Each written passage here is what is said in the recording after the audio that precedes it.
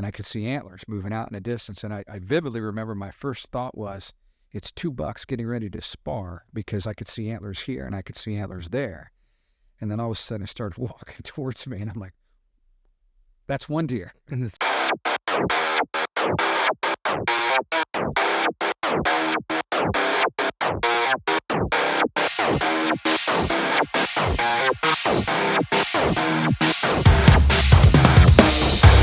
What's up, everybody? My name's Justin Allen. This is Walter Allen. Tonight we got Mike Rex.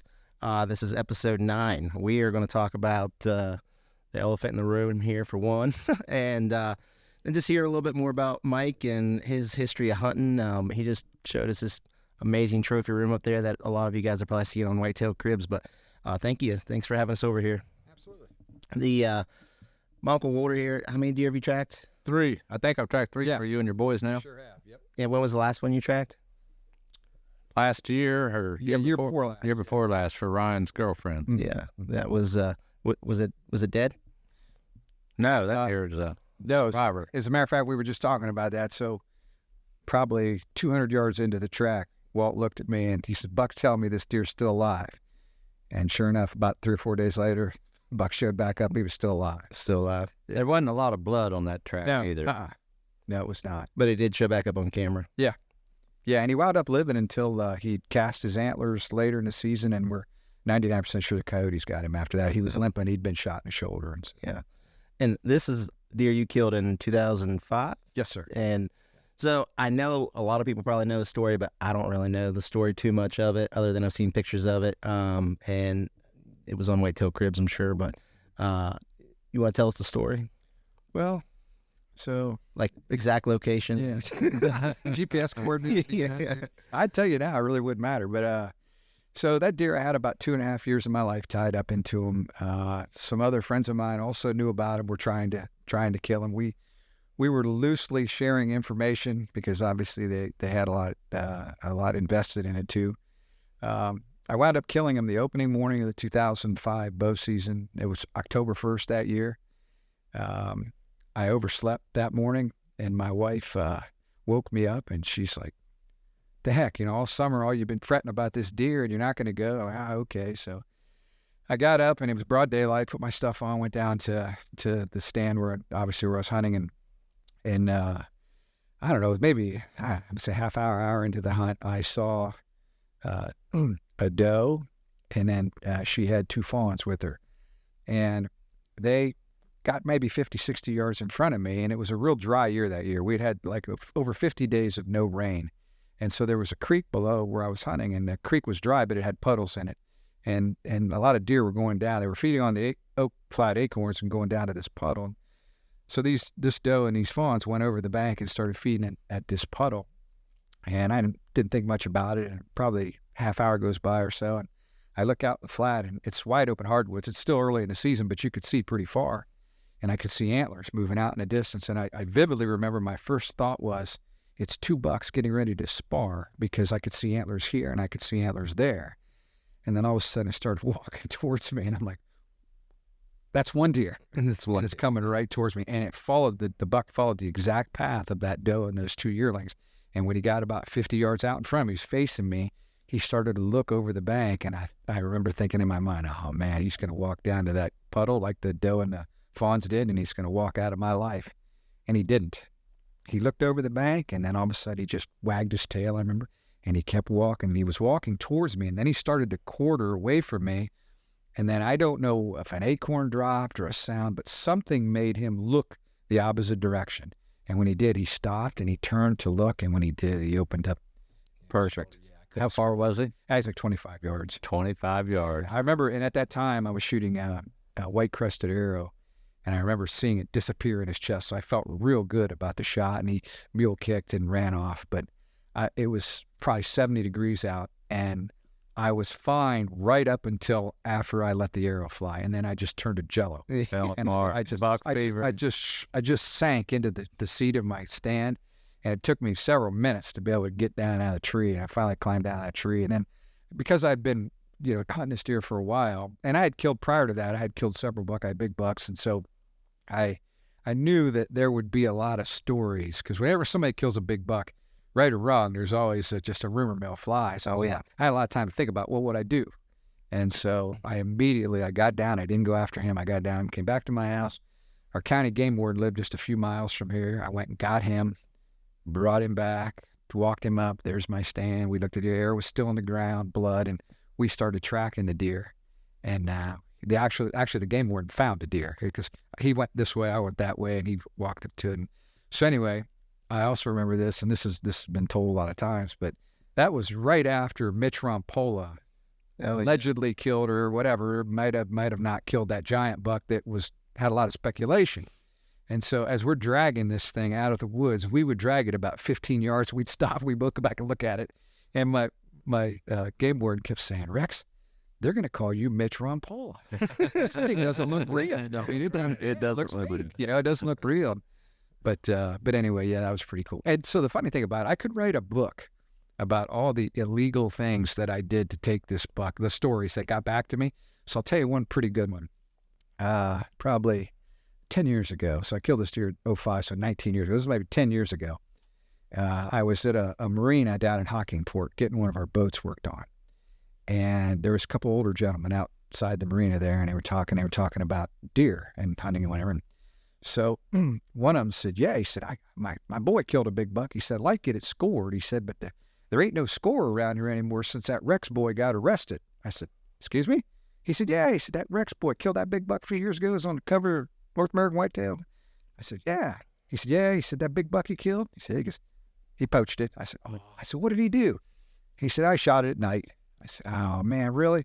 He goes, yeah. He goes, you can go down there to the District 4 office here on East State Street. They got it hanging up in the office. I said, really? And so I pulled out my phone and I scrolled down to a picture of that deer and I held it up in front of him. So, are you talking about this deer? And he said, yep, that's it. And I held it up next to my face.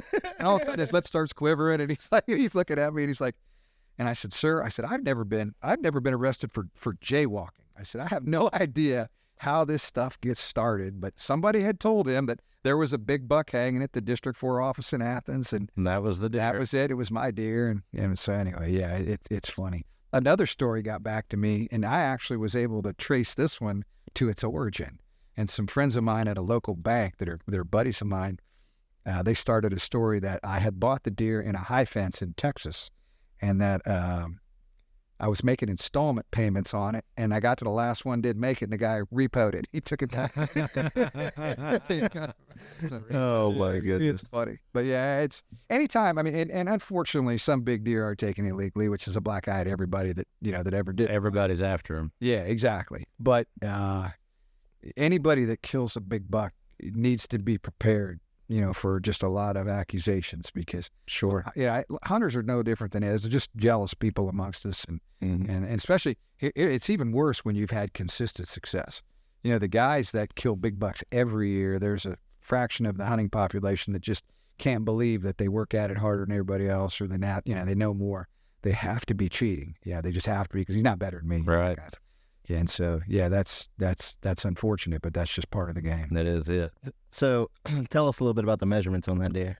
The main beams are 30 inches. The brow tines, one of them's like 15 inches. The other was just a little shy of 15 inches. And yeah, if you took just his main beams and his brow tines, and you took the beam measurements, the inside spread, and gave him 4 circumference measurements, he'd make Buckeye Big Buck as a 4-point. He'd never won 4-point. Yeah, yeah. The 8-point frame's like right at 200 inches. So, yeah, it's. I've had it on display before at hunting shows with, the Breen buck and some of the very biggest bucks in the history of deer hunting, and he's right there. Yeah, absolutely. How long is that G2 on the right side? I want to say it's like right under 16, something like 15 something. And what that deer net? 218 and 6/8, non-typical. 218 and 6/8. Yeah, and the gross, if you just add everything up, it's around 240 something. 240. How many points are on it? Gosh, I think it's got 17 scoreable points. Yeah.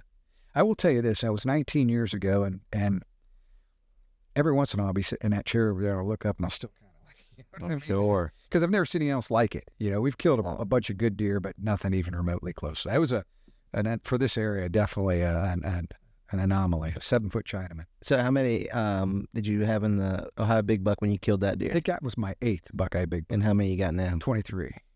23. Yeah, and between my boys and I, we have I have 3 sons. We've got 54 in Buckeye Big Bucks. It's a bunch. It's a lot. So did you see that deer the year before you killed it? No, so I only physically laid eyes on that deer one time and before killing him, and that was 2 years prior to become. He was a 180 class deer 2 years prior to this, and I was driving in town, and there's a power station on the other side of the park from here, and it's got a high fence all the way around it, and there was a doe bedded on the outside of the fence, and he was tending that doe, and I pulled off the road, and just my eyeballs popped out of my head, and so I raced back to my house to get a camera. And by the time I got back to where it was, there were 2 guys on bicycles stopped looking at him too. I pulled up and just saw it very briefly and he ran off. Then I never saw, we had trail camera photos of him, but I never physically laid eyes on him until 2 years later. And it was opening day of season. I'll be perfectly honest with you too. I didn't have him pinned down. It wasn't one of those things where he's been coming here. I just got in a logical spot early season where a lot of deer were using the area and it just made sense to encounter a deer. But there was a lot of luck that went into killing him. You say that was the first day of season? Yeah, October 1st. And you slept in? Yeah, overslept. So what time of day was it? I was probably, I'm going to say it was after 9 when I shot him. It was late in the morning. Late morning. Yeah. Well, when it's meant to be, it's meant to be. That's right. That's exactly right. And you said he was bigger the year before. Well, yeah, he netted higher. I think that's his most impressive year, but the sheds are mounted on a roadkill cape that another guy has, and given a smaller spread, because the year before he damaged his main beam, and so the brow tine went straight up, and it's actually 16 inches the year before, and it's got like a tree coming off of it. Matter of fact, I can get you if you want to use. I'll give you a picture of it. You can show your audience here. But if you gave it an 18-inch spread the year before, which is 24 inches inside right there, he netted like 233. Wow, the year before. Wow, that's a giant. Yeah. Well, for this area of the state, we've got a lot of good deer here. We got a lot of deer, but there are better areas of Ohio for top end bucks, some more agriculture areas that have better nutrition, better soil. And he's number 1 for Athens County. Yeah. Mm-hmm. Wow. Mm-hmm. So a lot of years to reign that. Yeah. Well, there's thousands of people that hunt here every year. So you're also a big buck scorer, correct? Yeah. And I'm also secretary of the Buckeye Big Buck Club, so all the score sheets come to me. Gotcha. Now, your scoring system, how's it work? We follow the Boone and Crockett. It follows the Boone and Crockett. Mm-hmm. So how many bucks have you scored? Oh, have I scored in my life or just, oh gosh, how many entries have you put in the book, you think? Oh, hundreds and hundreds. Yeah. Yeah, lots. How many do you think you scored this year?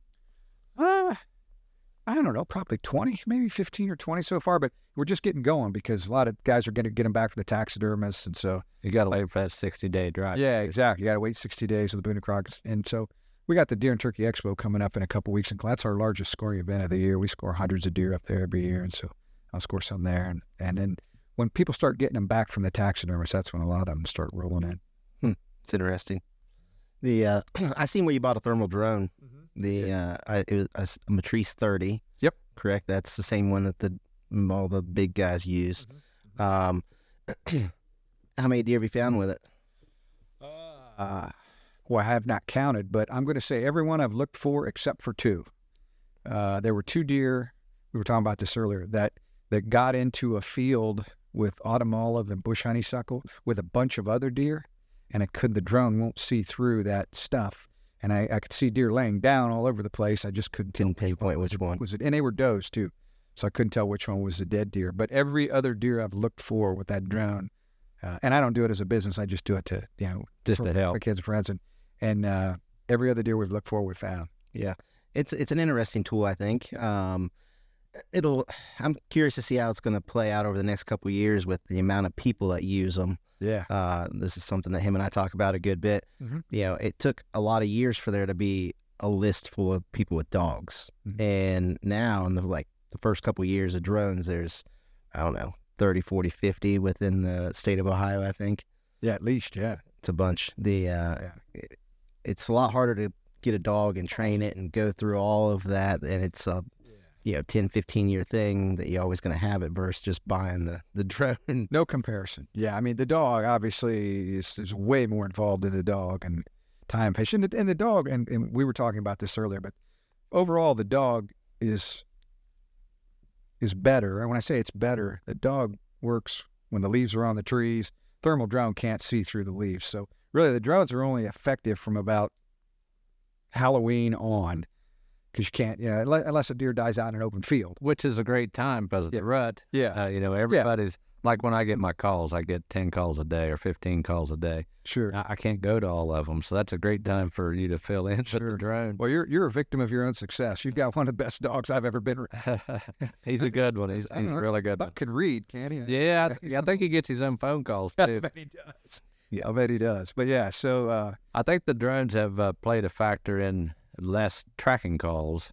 Last year I got 125. I did 125 tracks. mm-hmm. This year I only did 83.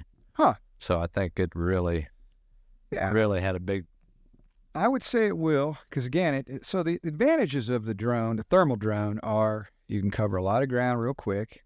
You don't disturb the area. You can see everywhere. The FAA controls the skies, so you can look just about anywhere. The disadvantages are, like we said, early season.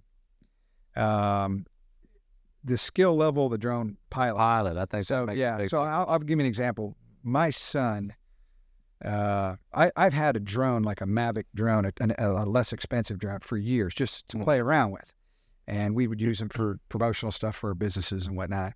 And my son's really good at flying that drone, way better than I am.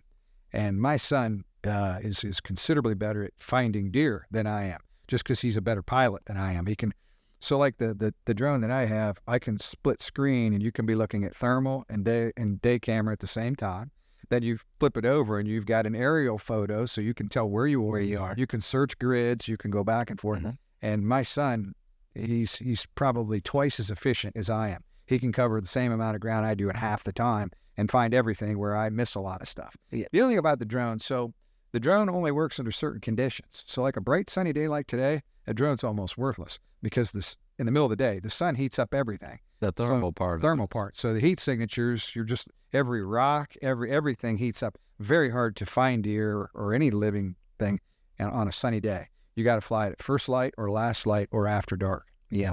Go ahead. Oh no, I was just thinking about it.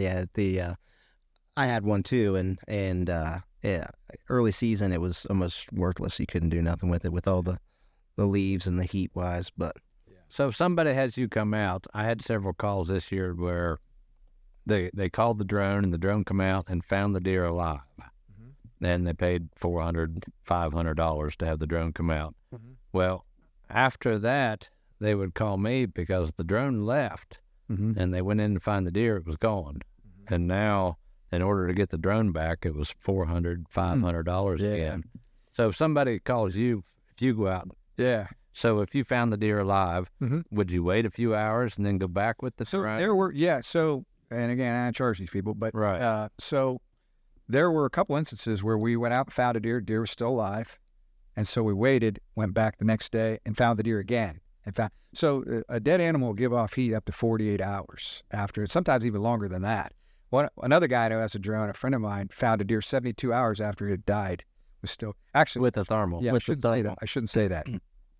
Buzzards were feeding on the deer, and the buzzards lit up, and he was able to find the deer. Sure. Buzzard. But yeah, and like anything else, we talked about this earlier too. So the price of this technology keeps going down drastically. And so like the price of the drone that I have over the course of last year was cut in half from February to September. So over time, the drone that I have, which is expensive and by most people's standards, won't be expensive by most people's standards. So out in the future, there's going to be a lot of people have these. Well, that's the thing. How do you regulate it? And before too long, and then you get a saturated market, and then. So here's a regulation in Ohio. You can't be standing on Division of Wildlife controlled property and fly a drone. You can be off the property and fly over the property, but you can't be like in a parking lot of a state park without having permission. I believe it's the chief of the Division of Wildlife or the park manager or somebody like it's like, I can't remember the exact law, but it's in that realm, because hunters were complaining that people were harassing them. Yeah. With drones, and people were in tree stands and flying over. I will say this: the drone has a potential to do no good too. To do bad stuff. Obviously, you can't be flying a drone, talking to somebody on a cell phone. Go left. He's over to the right. Go here. Go there. Right. You can't do that. I mean, now you can go out, find a deer, put the drone away, and then go out, but the drone has to be out of the hunt. It can't be involved in the hunt. Because like we talked also, retrieving a deer and deer hunting are not the same. Because obviously you can hunt deer during the day, you can't hunt deer at night, but you can track them at night. Right. So they're really not the same, but some states view it as all part of the same process. But I honestly think a lot of those states over time will probably come back. Because here's the upside of the drone is a lot of deer that are currently not being found will be found because of the drone. A lot more deer are found. That was my main motivation for getting ones. I said, well, we should never, I mean, no offense because I love buck, but I said, we don't have to call Walt anymore. You know, if we find one or make a bad hit, chances are we can find it if it's in the late season or after it first. So, if you still need me to come, yeah, buck's ready. Absolutely. So did you harvest a deer this year? I did not. But I did hunt a lot for the first time in a couple of years. So 2 years ago, I never bought a deer tag, and this is a long story, but I lost a little bit of my drive. Part of it, I don't know if it's part of the aging process or whatever. To do with it. But I was still a part of the process. I was out with my boys, running trail cameras, doing everything I always did. I just never climbed in a tree. So this year, by sheer luck, I threw a camera up in a spot that I never really imagined would have anything. And the day before gun season, and I got a picture of a really nice deer, and he lives in a really bad spot. When I say a bad spot, a place that a lot of people can get at him. And it sort of re-energized the thrill of the hunt for me. And so the last 7 weeks of the season, so actually the last 50 days of the season, 149 out of 50 days. Wow. And I was hunting in an area where it was wide open hardwoods, so I had to climb super high in the air to get into any cover whatsoever. And so you're hunting out of a tree stand there. Oh yeah. And I had one encounter with the deer in 7 weeks, and it was too far and too dark, but he was pretty sharp, and that's what made it fun. I think I told you this earlier, but I knew probably with a month to go in the season that my chances of encountering him were low, but I still went anyway. Yeah. You plan on hunting him next? Oh, okay. So season ended on Sunday. I was out on Monday pruning stuff and getting ready. I was already contemplating. My boys owned some ground in the area, and I had a guy out with a bush hog. We were clearing some stuff, and yeah, I've already for the last couple of weeks of the season, I was mostly thinking about what I'm going to do differently next year. Yeah, how I'm going to approach this. Oh, good. It was public land, or a lot of it? Well, yeah, where the area where this deer lives is almost exclusively public. So you hunt public a lot? No, not really. Although I have killed in 2018 or 19, I killed a pretty nice buck with a gun, which I hadn't gun hunted since 1982. And this buck, I targeted him for the beginning of the season and hunted him with the bow all fall. And so this is a long story, but where we're sitting here across the street is Wayne National Forest. And a friend of mine has permission to hunt beyond the Wayne National Forest. And this guy lets me hunt his ground. He's like an uncle to my kids. And so I try to help him every year. So I run trail cameras for him because he doesn't have as much time as I have. And this buck, we'd probably, at least 2 or 3 years in a row, we would start getting pictures of this deer on that property on the other side of the National Forest. And then by the middle of November, he'd be down here below my house. And then by January, my son found his sheds clear down at Route 50, which is a mile and a half that way. So this deer's home range would sort of like shift over from the, and he would start summertime over there. So same year that I killed the buck, I've got a good friend of mine from over in Parkersburg who owns property in a straight line, 4.9 miles that way from here, in a straight line, not counting all these hills.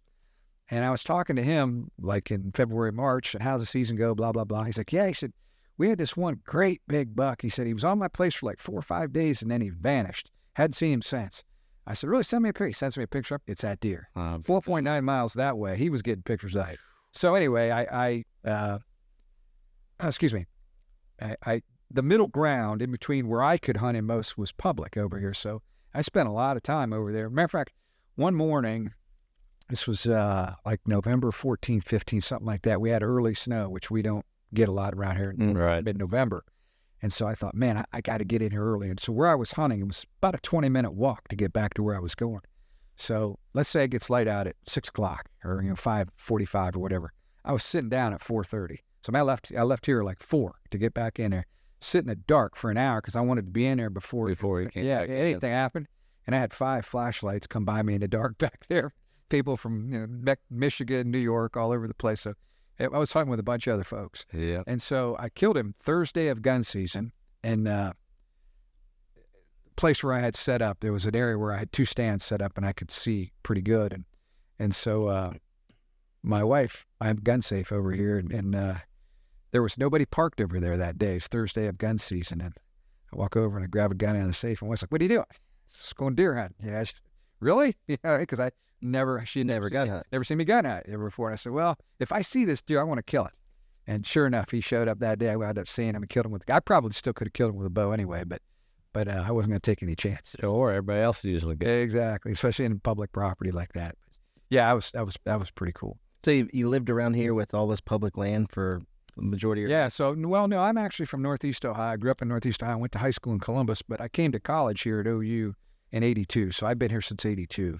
So what's the public land like now with the amount of people that you see on it since you hunt it too versus... Yeah, well, I don't hunt it, this in certain years, but, Ohio ranks clear at the bottom of states per capita for public hunting. We don't have a lot of opportunities, but it's really easy to come here and hunt for a non-resident. I mean, for example, Iowa. I have friends that own ground in Iowa that own the ground, don't get to hunt it every year because they don't get drawn in the Iowa lottery. Kansas, lottery, so a lot of the big buck states, it's hard. Ohio, you can be filling out your tag on your phone while you're putting your hunting boots on. I mean, it's literally, which is good. I mean, because non-residents bring a lot into Ohio. They eat in our restaurants, they stay in our hotels, but they also tend to migrate to public property.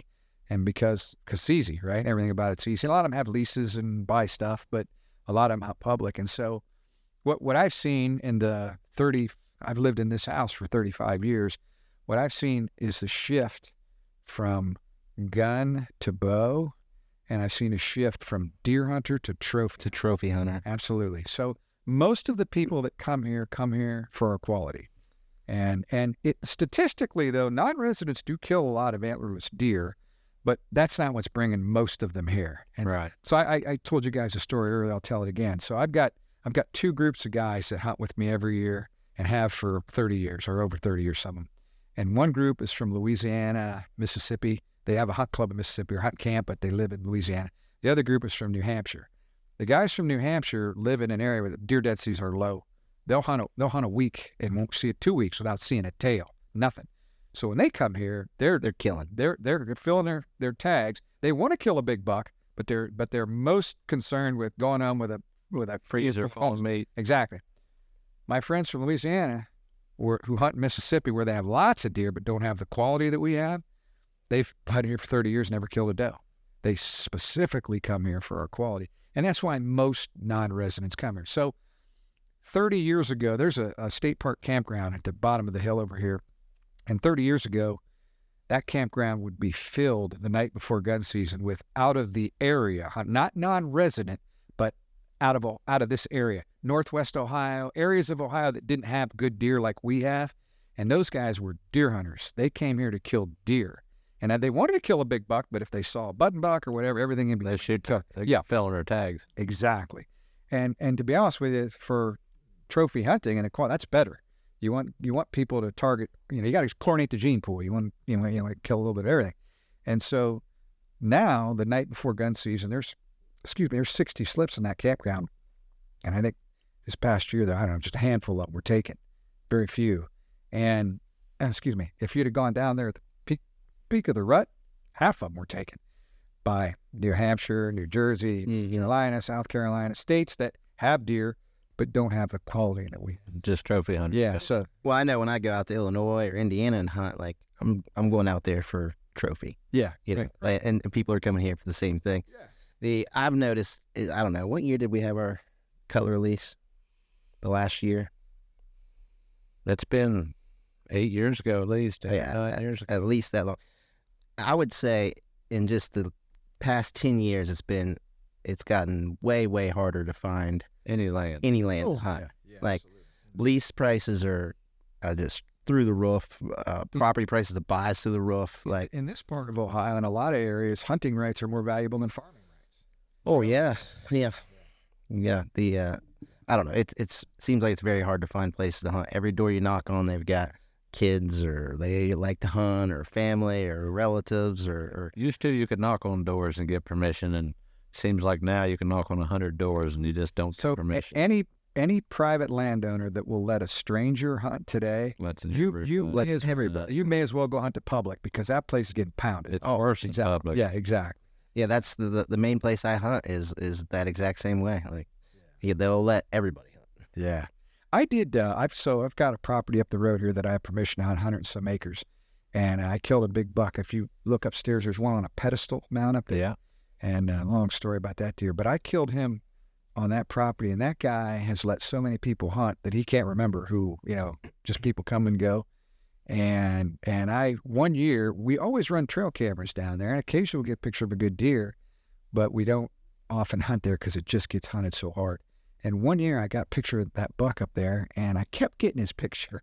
So I hung stands on a couple of stands down there and got down. I think I killed him on like the 18th of November, but I mean, there were people walking by me every day, guys setting up stands. He was still there. Yeah, yeah. As a matter of fact, the last time I hunted there, I went to hunt there, I left a stand at a tree there, and my son and I went down to set up a trail camera, and someone already had a trail camera right there in front of my stands. I said, I don't need this anymore. So I haven't hunted there since, but yeah. You think the trophy aspect that is hurt hunting? It all depends. So yes and no. It hurts it in that it's certainly, it's a driver in the access issue that we have, the access to hunting. Why are people paying to hunt? If years ago, those guys 30 years ago that came here, they weren't going to pay to hunt somewhere because they could, they're just trying to kill a deer. Trying to kill a big deer, then you got a lot more skin in the game, for lack of a better word. So I think it hurts in that way, but I think it helps in, I guess, for example, the Buckeye Big Buck Club. We're the largest conservation group in Ohio, and the last time, for example, a ballot initiative was up in 1998 where we voted on dove hunting. What sportsman's group raised the most money to fight the antis of the dove? Buckeye Big Buck Club. Mm-hmm. So it's brought a lot of people into the sport, and it's kept a lot of people into the sport. So the biggest issue that, in my opinion, that hunting has is that, and access fuels this, don't get me wrong, but is the loss of numbers. So, and I'm going to screw this up, but in the 80s, the average age of a hunter in Ohio was like in the mid-20s, and the average age today is like in the mid-40s. Really? So, yeah, it's the erosion of the American family. So you've got single parent moms and dads don't have time to take their kids hunting or fishing, or both parents work, and so now it's grandpa taking them, and of course grandpas Don't take them very far. exactly. And so it's not a good picture for the future of hunting. It's concerning. I know I tell everybody I can, if you have an opportunity to get somebody into hunting. So I was on a podcast not long ago, and the guys were complaining about how many hunters there are. No, we're down 100,000 deer hunters in the state over the last 10 years. What's happening? They're just seeing them where they are. You see what I'm saying? Where they're hunting, but overall, there are fewer hunters, but they're just getting forced into a smaller area like the Wayne National Forest and public hunting areas. So it looks to the average guy like there's more people out there, but no, it's just harder to access ground to get out of it. It is harder to access ground. What was it? 15 million hunters across the United States. Is that what you looked up? Yeah. So how many was in Ohio? Well, deer hunter, I don't know about total hunters, but I think deer hunters about 450,000 10 years ago. I think it's about 350,000 this year. Wow. Or last year. That's the last year that I saw.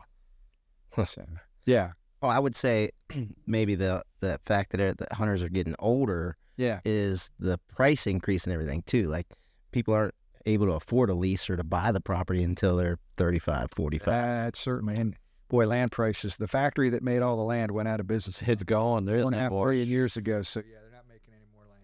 Well, there was 500 acres, and it wasn't great land out in Cutler years ago for like 600,000. And now it'd be twice that much probably. Yeah. So the problem with, not the problem, but the issue with land is the bigger parcels are getting harder to find, and the people that have them aren't selling. Mm-hmm. So it used to be a 5-acre house lot was way more expensive per acre than a 100-acre farm per acre. Now that's starting to turn around because it's harder to find a 100-acre farm than it is a 5-acre house lot. And so those big properties are getting out of reach for a lot of people. And then also, again, we're getting infiltrated by people from all over the place. So people in Upper Arlington are paying $200,000 for a house lot. You know, Yeah. I mean, they're used to paying a lot of land and a lot for land, so they come down to this area. And we're kind of the final frontier in Ohio down here in Southeast Ohio. Yeah. I go on some leases that they pay $15,000 for 3 weeks, and there only be 10 hunters. And farmers now, landowners are starting to segregate by species. Yeah. Sometimes you can lease the turkey hunting rights here and the deer hunting rights there. And you can't blame the landowner, you know. Oh, no, you can't blame the landowner at all. Most of the landowners aren't hunters. I'm partially to blame to this here in Athens County. In 1993, I leased 2,000 acres in one contiguous block for $2,000, $1 an acre. And people, my buddies are like, have you lost your mind? And I'm like, it's cheaper than buying it. And all I want to do is hunt. And it was great. And I lost that lease about 5 years later to deeper pockets. Really? And I couldn't get mad at the landowner. You know, I mean, he just... no, you can't blame. Yeah. I mean, and I had elbow grease. I tried to, manage it and plant food plot and other stuff and do the right thing. And it didn't matter, because somebody with more money came along and I was out. Always somebody with deeper pockets. Yeah. I mean, or you think the numbers are going to continue to decline, or what do we do to flip it? Boy, I wish I was an easy. So at the Division of Wildlife talks a lot about the 3 R's: recruitment, retention, and reactivation. So obviously we need to recruit anybody, new people in. We need to reactivate people that used to hunt that don't, get them back into it, and retain the ones that we do have, which is... So when you talk about recruitment, how do you go about recruiting them? Well, so one of the things that the division's doing is social media presence.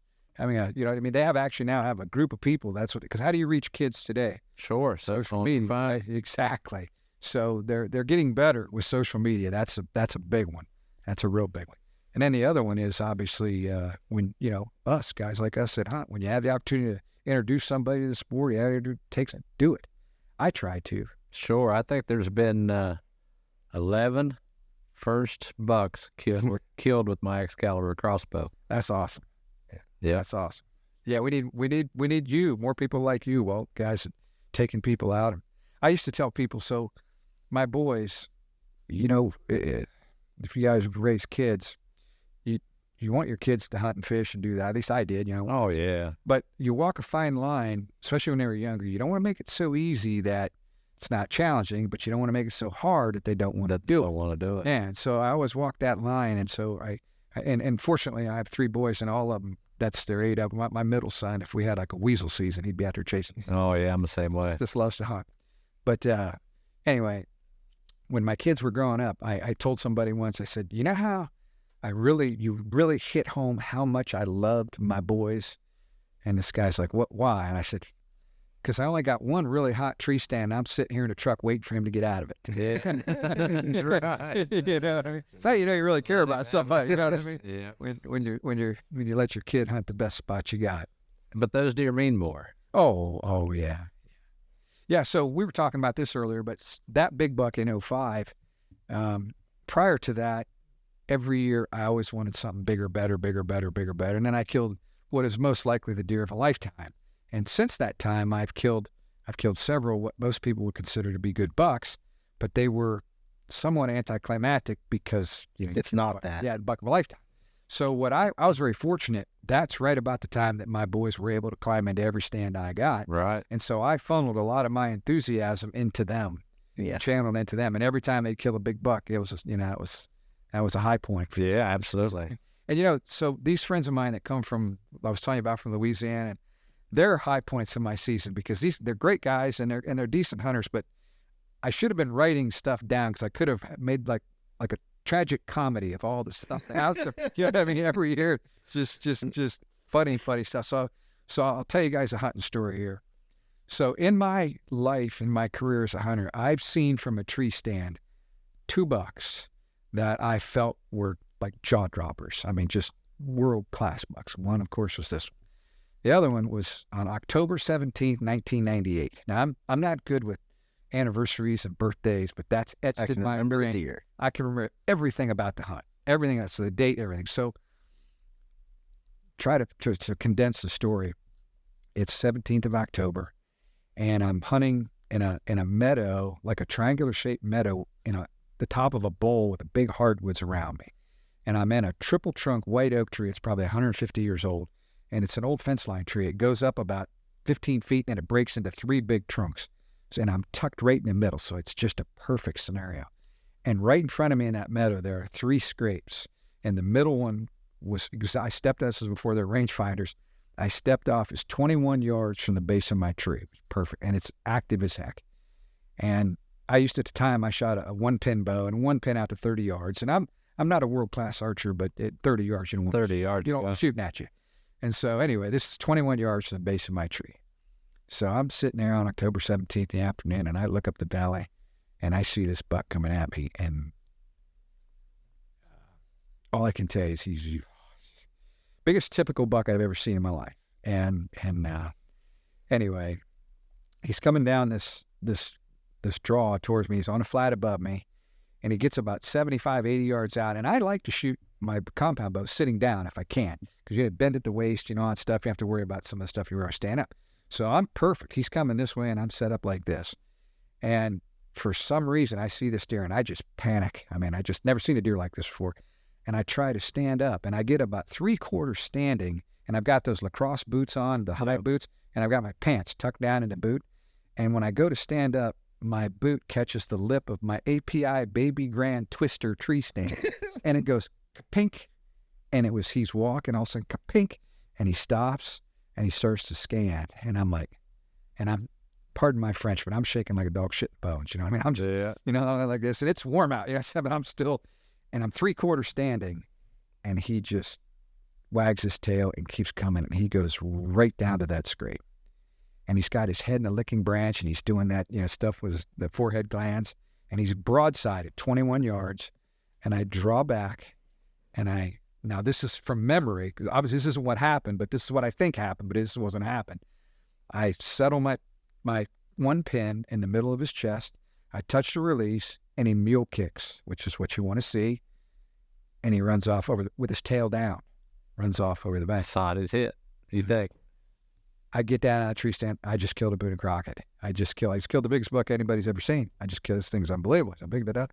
I get down and I walk over to that scrape, and my arrow's in the ground, and it's clean as a whistle. I can't tell you, when that kapink and all that, I got so rattled that I can't tell you if I shot over him. I can't tell you what happened. I don't know. And this is funny. So my dad doesn't hunt, but he's my best buddy. And so I had an old Nokia flip phone. I'm walking back to my truck, and I'm inventing swear words like every other step. Hey, son of a God. And I get back to my truck, and I call my dad, and I tell him the whole story. And my dad listens very calm, and he said, "That's a bitch." And I'm like, Dad, how life? That's all he said. So anyway, the rest of the story is some of my friends from Louisiana are up the next week or week and a half later, and they're hunting the same farm. And there's two brothers. And the one brother the year before killed a really nice 150-inch buck up here, best buck of his life up here. And so anyway, the other brother is hunting in the same area with this giant buck. And we go to pick him up. It's after a morning hunt, and he comes down off the bank, and he's crying. And I mean like alligator tears. Literally, he's got tears, and his face is red. We thought something really bad happened. He fell out of the tree. Somebody died. And his name's Vincent. Vincent, what happened? He goes, I just messed up, with another adjective, the second biggest buck I've ever seen in my life. And his brother said, oh, it was smaller than that one I killed last year. He goes, no, it was smaller than the one 15 minutes earlier. He had that buck come by him with his head down, and he drew back, and he got so rattled, like I did, that he didn't pick a spot. He didn't think. He was looking at the antlers. He shot the deer in the antlers. His arrow went ka-ting right off the deer's main beam. Yeah, my goodness. Interesting thing about that deer. So to my knowledge, he either died of natural causes or was poached, because I'm really confident if somebody would have killed him, I'd have heard about it. But we never, he lived through the rest of that year, and then we never heard of him, saw him again. Another buddy of mine had the next property over leased. He had several pictures and encounters with the deer, and he was just a tremendous buck. But anyway, I had him at 21 yards broadside. And missed. So I'm not a world-class archer, but I pride myself on only taking chip shots. Sure. Because I don't want to take, I don't want to call you, you know what I'm saying? I don't want that to happen. And that was a chip shot, and I just blew it. Mm. Yeah, I've done that. That's why I have the dogs. Yeah. Well, yeah, that's the whole reason I had the dogs to begin with. Unloaded a big one. I tell people this also. So I used to write for North American Whitetail and Ohio Game Fish back in the 90s and 2000s. And I wrote a story once for one of the magazines about why some of the very biggest deer, giants, every year are killed by novice hunters. And I think part of that is guys like us that think about it all year. You cannot practice for the adrenaline rush that hits you when you see something, you know, a deer that you want to take, right? Absolutely. You can shoot 85 million arrows. And if you... The anticipation before the shot. You can't replicate that feeling that comes over you, right? Yeah. And so novice hunters don't get excited like we do. Now, they're not as skilled as we are. They don't practice all stuff. But there's a deer over there, yeah. And so I wrote a story once. So once you start writing a bunch of stories, then the editors start calling you. And that's when I quit writing, because then it became like work. It was like I'd have to interview people about stories. And so they asked me to write this article about the best bucks killed in Ohio in 1995, or I forget what it was. So anyway, I interviewed these people. That one guy killed like a 245 non-typical, another guy killed like a 190 something typical, or non-typical and typical. And the stories were always the same. Yeah, got off a four-wheeler, walked away, just bedded over, I just shot him. You know, that kind of. You know, you're like, meant to be. Man, how does that happen? You know, but the biggest 8-point 4x4 typical I ever scored was 27 inches inside. Was killed by a guy on the next road over down the Bottom Valley back about 30 years ago, 25 years ago. And he was getting ready to go hunting. He stepped out of the back of his house, and he had a little horse pasture. He had a horse in the pasture, and he had like a honeysuckle grouse thicket beyond that. And he could see deer legs. All he could see were deer legs beyond the fence. They shot the deer. Walked up, hey, he's got horns on him. 27-inch wide, tides like that. You know, how the heck does that happen? That's how it happens. Yeah. So You hunt anywhere other than Ohio? I've killed deer in other states, and I've turkey hunted in just about every state that has them, eastern wild turkeys. Yeah. But I don't travel much anymore. My boys and I actually, I think, going to go to South Dakota turkey hunting after our season this year later. But that's just because never been there, never hunted where there are Miriams, so we're going to go. Oh, that'll be fun. But I don't, not as much as I used to. I used to in West Virginia and over places, Pennsylvania. But I killed a deer in Arkansas once, some other places. But no, not so much. I used to tell people I feel like Dorothy in The Wizard of Oz. Every time I leave home to go hunt, I say, click my ruby red slippers and say, there's no place like home. Yeah. And so when I was filming, so for years I was a camera guy with Hunter Specialties, and I filmed for some other TV shows. So I used to get a lot of quote unquote what you would call professional people that hunted for a living. I've been Ralph and Vicky, those kind of, they've started all over the years, and many of them told me that this area around here for deer and turkeys is as good as any place in the country. For what we have here is for deer, we have quality and quantity. So we have big deer and we have lots of deer. There are other areas of Ohio that have big deer, and there's, you know what I'm saying? And even comparing us to Kansas or Iowa or Illinois or any of those states, we have a nice mix here. We don't have maybe as many big deer as some areas do, but we got lots of deer, and we do have big deer mixed in with them. So it's a fun place to hunt. Yeah. Same thing with the turkeys. Yeah. Turkey hunting's real good. How many years were you cameraman? So myself and two other guys made the first two commercially marketed turkey hunting videos in Ohio. In 1980, we started in 89, and they were called Gobblemania 1 and Gobblemania 2. I think I watched those. Did you really? Yeah, I made the one. I was about 14. Yeah, yep. And they were almost exclusively filmed in this area. Wow. And you did those yourself? Yeah, I was the camera guy. I didn't produce them, but we actually hired a guy at Ohio University's College of whatever, art, radio, television, and he moonlighted, and we'd meet him at midnight in at the RTV building, and this is back when you had together. Yeah, exactly. You had to edit. There wasn't digital editing like you have today. Yeah. And it took forever. Big difference. Yeah, it was tough, but it was fun. But yeah, we did that, and believe it or not, the camera back in those days got me permission, and because I would first, back in the 80s, there weren't turkeys everywhere around here. Right. So when you'd find them, it was pretty cool. And a lot of times I would go first just to ask for permission to film. I don't want to hunt your property. I just want to, because yeah, sure. And then you get to know them and you park where you're supposed to park and you're a decent fella. And they try to hunt, yeah, come on, that kind of stuff. So we wound up getting a lot of permission back then to hunt on places because of the camera. That's what got us in. Yeah, I hear a lot of people say they get permission by shed hunting. Yeah. And coyote. And coyote hunting.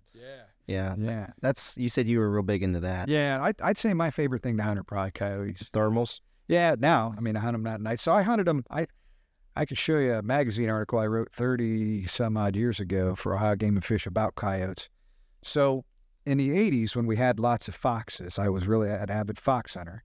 And the coyote population in this area took off in the late 80s, early 90s. That's when they really started to get numerous. And so for the first several years I hunted them, I tried to hunt them like a fox, and I struggled because coyotes are different. They're different. They're harder. They're especially at night. Totally different. Yeah. So a fox hears something being killed or distress sound or whatever. He concentrates on that. If you're hunting with a light at night, he's looking right at you. You can keep him located. A coyote hears something being killed, and that could be a Rottweiler or something. So they circle, and they like to get downwind. So Don't look at you. If you're trying to use a light at night, they're there, they're gone, boom, they're downwind. I actually gave up hunting them at night when I had to use a light because it was more efficient to hunt them in the daylight. Yep. Now, it wasn't until the night vision and then thermal stuff got affordable that now it's a complete total game changer. There are guys killing more coyotes in a weekend now than I used to kill in a season. That's right. Back in, and I had to hunt them hard. Hard. Just the past couple of years, everybody I know does it. Yeah. And so for example, I'm going to say we started night hunting maybe 8 years ago. Myself and I got a buddy of mine up the road who's a veterinarian, and we were only ones we ever saw doing it. Now, you go out, that's wee wee wabbit. I hear sounds, and you know what I mean, and boom, bang, boom, boom, and people are all over the place doing it now, and it's getting harder to get permit, like anything else. Yeah, right. Yeah. So you're calling them every time? Now we do, yeah. Now people that I know that really kill a lot of them have wide open ag ground place to hunt where some are just glassing. And wait, they're not calling as much as they are glassing. So, but this area doesn't lend itself to that. What caliber rifle are you using? So I'm shooting a 308, and there's a Nosler makes a round called a Varmageddon. It's a 110 grain bullet, and the ballistics are pretty similar to a 6.5 Creedmoor. Wow. So even at 308, it's not like throwing cannonballs at him. It's a pretty good gun. And what optic are you using? I use a 4.5 by 18 ATN scope, and then I've got several thermal binoculars. But see, with the night hunting, you can on a non-moonlit night, you can stand out in the middle of a wide open field. They can't see you. That's the biggest advantage. And then, of course, with the thermal, you spot them. You can see them so much easier than before. It's a total game changer. And the sounds today, the sounds are so realistic. So what was the biggest game changer for me with coyote hunting? I got to be friends back in the late 80s, early 90s with a guy named Dennis Kirk. And Dennis Kirk has since passed away, but he owned Kirk Game Calls. And, Walt, you might remember the Nightlight catalog, the dog stuff. So the Nightlight catalog bought Kirk Game Calls. He was from Oneonta, New York, which is just near Cooperstown, where the Pro Baseball Hall of Fame is. And I went there and hunt with him. He'd come and hunt with me. So Johnny Stewart were the first people really getting into the tapes and the recorded sounds and the calls. That was in the early 80s. But Dennis Kirk was the pioneer of using coyote vocalizations to call in coyotes. So that was a huge game changer for me. So the first several years I hunted him like a fox, blow distress calls. And again, try to hunt him at night. It's almost impossible. And when a coyote hears something being killed, he's still smart enough to know, most of them are smart enough to know that whatever's killing them could cause them trouble. And so they'll try to circle downwind a bit. Always circle downwind. Well, the coyote vocalizations, when I started doing that with handheld mouth calls like cone howlers, especially when their populations were first getting started. So now there are coyotes everywhere. So in 1992, there weren't coyotes everywhere. They were pocketed. There was a pack over here. They might go 5 miles, a pack over here. And so when they would hear what they thought was another coyote, they were curious. They were real curious. Now, because so many coyotes, they're not nearly. Now, most of the coyote vocalizations today work more on a territorial thing. They feel threatened by it. 30 years ago, they were curious because, and this is kind of interesting about in Mother Nature, when coyotes howl and lots of other coyotes answer them, the females will instinctively have smaller litters. when they howl and nothing answers them, They have bigger litters. the females. So that's how nature, perpetuates. I mean, nature leaves nothing to chance. And so 30 years ago, I was the first person in this. As a matter of fact, I got permission to turkey hunt a lot of spots back in the 90s by first getting a call from the division of, hey, this guy's having his lambs and his calves, and I'd go out and shoot a coyote or two on their property. Hey, all right, turkey hunting, that kind of stuff. And so Open the door. Exactly. But now, just like we talked earlier about the turkey hunting, there's so much information out there, and the guns, the suppressors, I mean, it sounds like a cap gun going off, and the optics are so good, the calls are so good, the information, there's so many people doing it that I actually think that we're putting, and I think it's very short-lived, but I think we're putting a dent in the coyote population. Really? And I base that on trail cameras that I'm running. I'm getting way more bobcat pictures than I used to. I do have more bobcats. But I'm getting fewer coyote pictures in the same areas than I used to. Now, again, it's short-lived because coyotes, you kill one and three come to bury it. You know what I mean? So I don't think it's going to last. And that's anecdotal. That's just what I'm seeing with my eyes. I got no data to back that up. But I think in the areas that I hunt, I've noticed I'm getting fewer coyote trail cam photos than I did 5 years ago. And I think it's just a very short term, all the guys out at night with thermals, I think they're actually having an impact on. I don't think it'll last, you know what I'm saying? But I think Would be nice. Oh, yeah. Well, you guys probably noticed when the coyotes first showed up, our rabbit population crashed. They did. Now the rabbits have come back, right? Because they breed like rabbits. Yep. They swarm. Same thing with the groundhogs. In the 80s and 90s, we had groundhogs everywhere around. Now the only groundhogs you see are around buildings and culverts. Yep. The ones out in the open field, the coyotes wiped them out, right? You think Lyme disease had anything to do with the groundhogs? I've never heard that. I think it did with our grouse. I think Lyme disease absolutely knocked her. I was living with a friend of ours, and we ended up catching 6 groundhogs in a matter of a couple months. Mm-hmm. And they all would show up in the middle of the night in the driveway. My dogs would go out there and find them, and they would never fight with my dogs. Sometimes they just jump up and down. And we ended up taking a couple of them to the DNR. They all had Lyme disease. Isn't that something? Yep. Well, it makes sense because Lyme disease is taken off. But the groundhogs disappeared before Lyme disease got here. They disappeared, and when I say disappeared, their numbers used to be in the 80s and 90s, and before that, groundhogs would litter the everywhere. Yeah, and especially the pasture fields where the farmers would pasture cattle. And farmers didn't like them because cows and horses break legs in the dang things. But when the coyotes showed up, now we still have groundhogs, but you almost always see them around buildings, old sheds and old barns or culverts, places where they can get away from the stuff or where the coyote's still free. Well, I know a coyote can't walk by a groundhog hole without sticking his nose in it. That's Great right. place to set a trap. That's right. So what skyrocketed the coyote population to begin with? So, there's a lot of theories on it, and I wrote some stories about coyotes, so I've researched just a little bit. This is the first time, I believe, in the history of the North American continent that coyotes have been here. Coyotes and wolves don't cohabitate very well, and 300 years ago, we used to have wolves here. So a lot of biologists believe this is the first time. There's some evidence that there may have been coyotes in the field, but most biologists believe it's the first time they've ever been here. And mostly they're here because of the explosion of the deer population. They came from the east and the west, just sort of converged on the Midwest. So they were west of the Mississippi. Coyotes were the first canines on the North American continent 50 million years ago when the Bering Strait land bridge, which is Alaska into Russia, used to be solid land. They migrated across and they went down into the southwest, like Mexico, New Mexico, Texas, Arizona.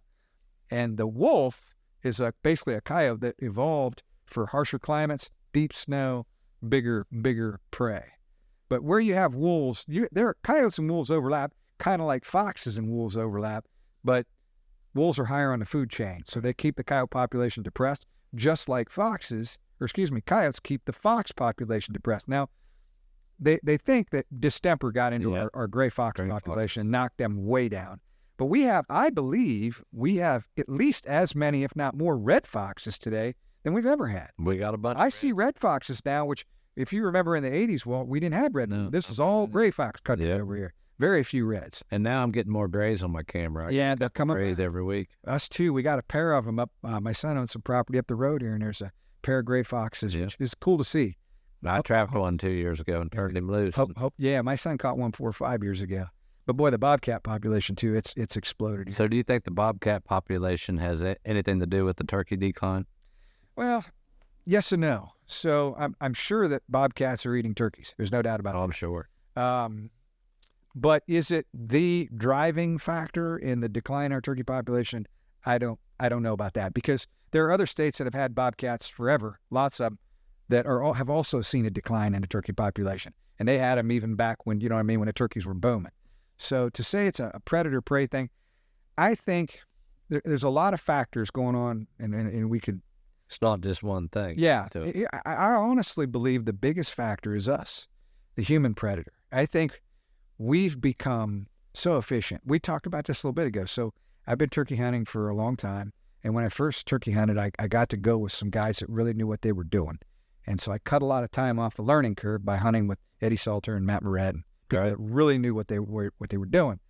And today I don't know anything that everybody else doesn't know, because of the information, because of the podcast. All out there. Everybody, and the calls are so much better now. The guns shoot farther, the decoys look real, and the blinds, and again, the information. People, if you want to kill a turkey, you put a blind up over an ag field or a food plot or something, sit there long enough. You're going to yeah, it's like watching paint dry. I mean, it's not my kind of hunting, but if you want to kill one, and most people know that. So I think we're the fact that we kept moving the seasons earlier and earlier and earlier and earlier. We kind of disrupted their breeding, because turkeys are the only game bird that we hunt during the mating season, during their mating season. So, you know, we've done that. And then there's no denying the ground predators, the raccoons, possums. I mean, as you know, nobody's trapping coons. Nobody's hunting coons. Possums. In the 80s, you'd see a roadkill coon. It wouldn't sit out there for 20 minutes. That's a $20 bill laying down there, right? So, I mean, every farm had a coon, had a dog box with a walker on it, or a mountain cur on it, or So the people trapped. And so, you know, there's no question that I think it's just a combination. And you put together some bad springs. So again, this is anecdotal, meaning what I see with my eyes. But the best years that I have ever had turkey hunting have been 2 years after the 17-year cicada hatch. So the best year I ever had filming hunts, the cicada hatch was in 99, and 01, I hunted 19 days and I filmed 21 kills. Which and for Eastern is pretty strong. Real good. Killing a bird and filming a kill, two different sports, right? So you got to film it, which you got to bring them to a specific spot. You can't just go anywhere you want to go. So the next best year I had was, and again, I don't carry a gun. I just walk around with people. So, I mean, I've killed a few turkeys, but not very many. But was 2018. We had a cicada hatch in 2016. And I got to go 24 mornings, and the people who were with me killed 26 gobblers. So we averaged over a gobbler a day for 20, which for Easterns is pretty strong. And what happened is those are 2-year-old turkeys.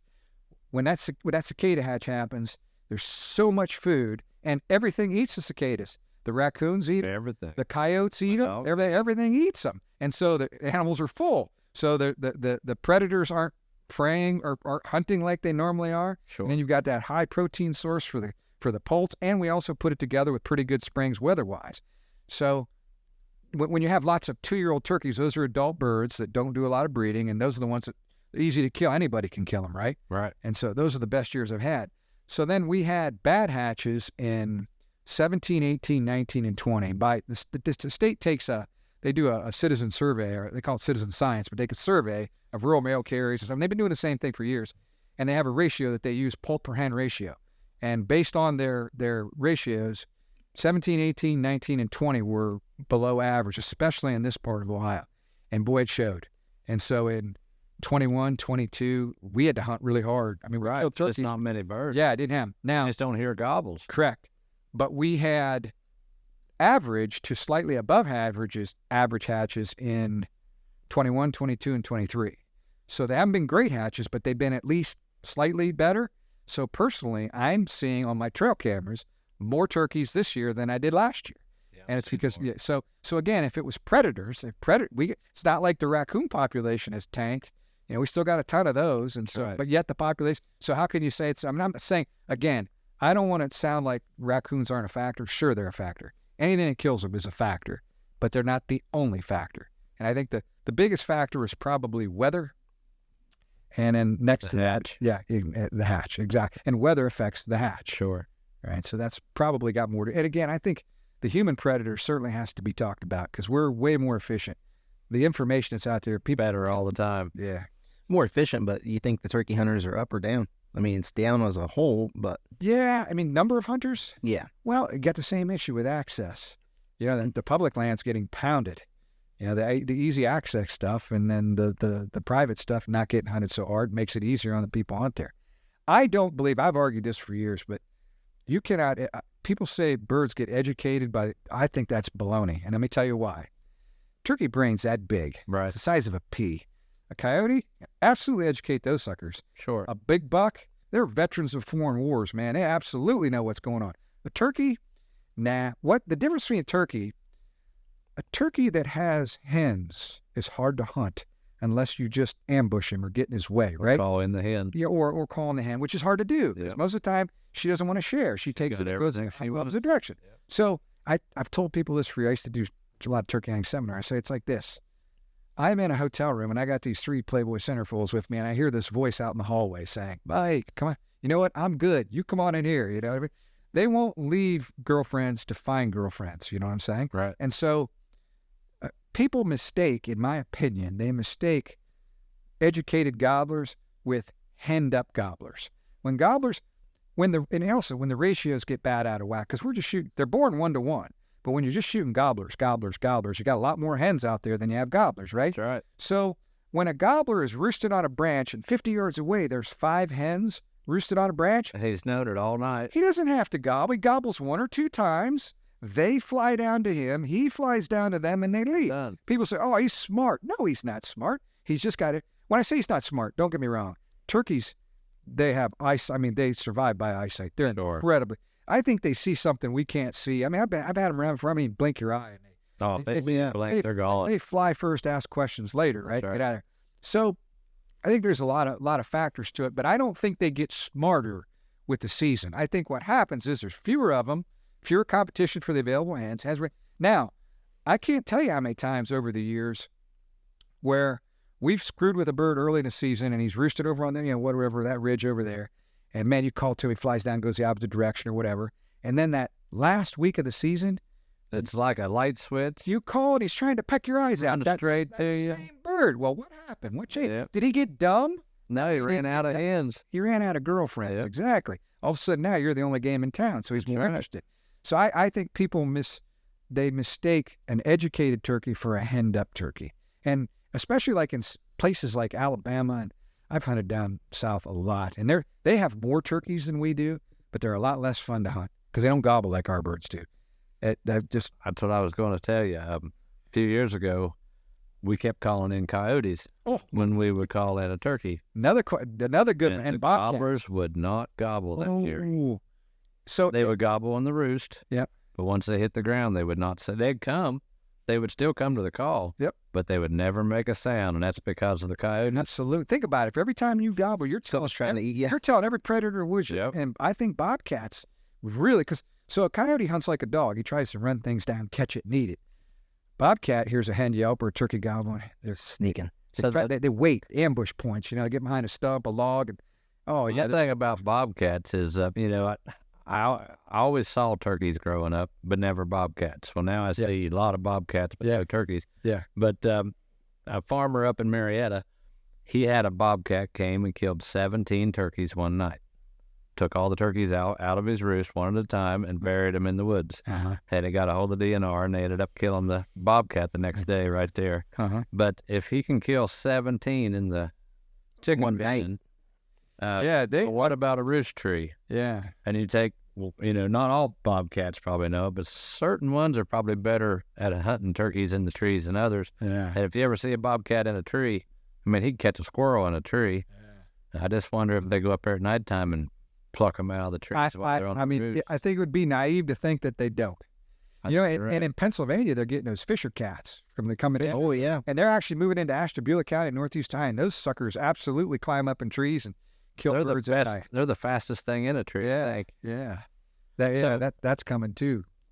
When I was growing up, also there was a lot of grouse, Sure. and now we have no grouse. We sure don't. Do you think the turkeys have anything to do with eating the grouse? No, because areas that still have lots of grouse also have lots of turkeys, like Wisconsin, Michigan, that stuff.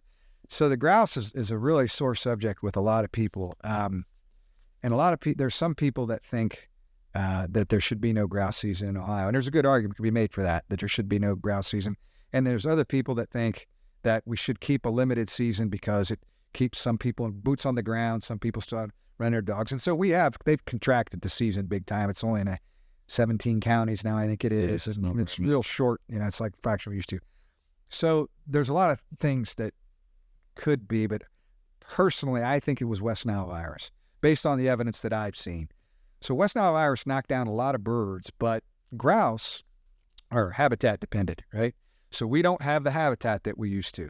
And so we had to, actually, this is just, again, my opinion about grouse. Sure. We had a perfect storm. We're on the southern edge of the grouse range. The 50s, 60s, and 70s, when the tractor came on the scene, it became unprofitable to farm these hills. If you ever look at aerial photos of Washington County, in the 30s, there wasn't a tree anywhere around here. People made their living off this ground, and the iron furnaces and the, you know what I'm saying, and the clay furnaces, they used trees to fuel those things. So these trees, these ridges were all bald. So what happened? The tractor came on the scene, and they started to revert back. At the same time, Japanese honeysuckle came over with real perfect grouse habitat, multiflora rose, all sorts of stuff. So all these farms were reverting back. We didn't have coyotes, and we didn't have bobcat. We didn't have the coons. A lot of people hunted. We didn't have near the predators. We didn't have near the hawks, the owls, all the stuff that we got now. So we had the perfect storm. All these farms were reverting back at the same time. Very few predators.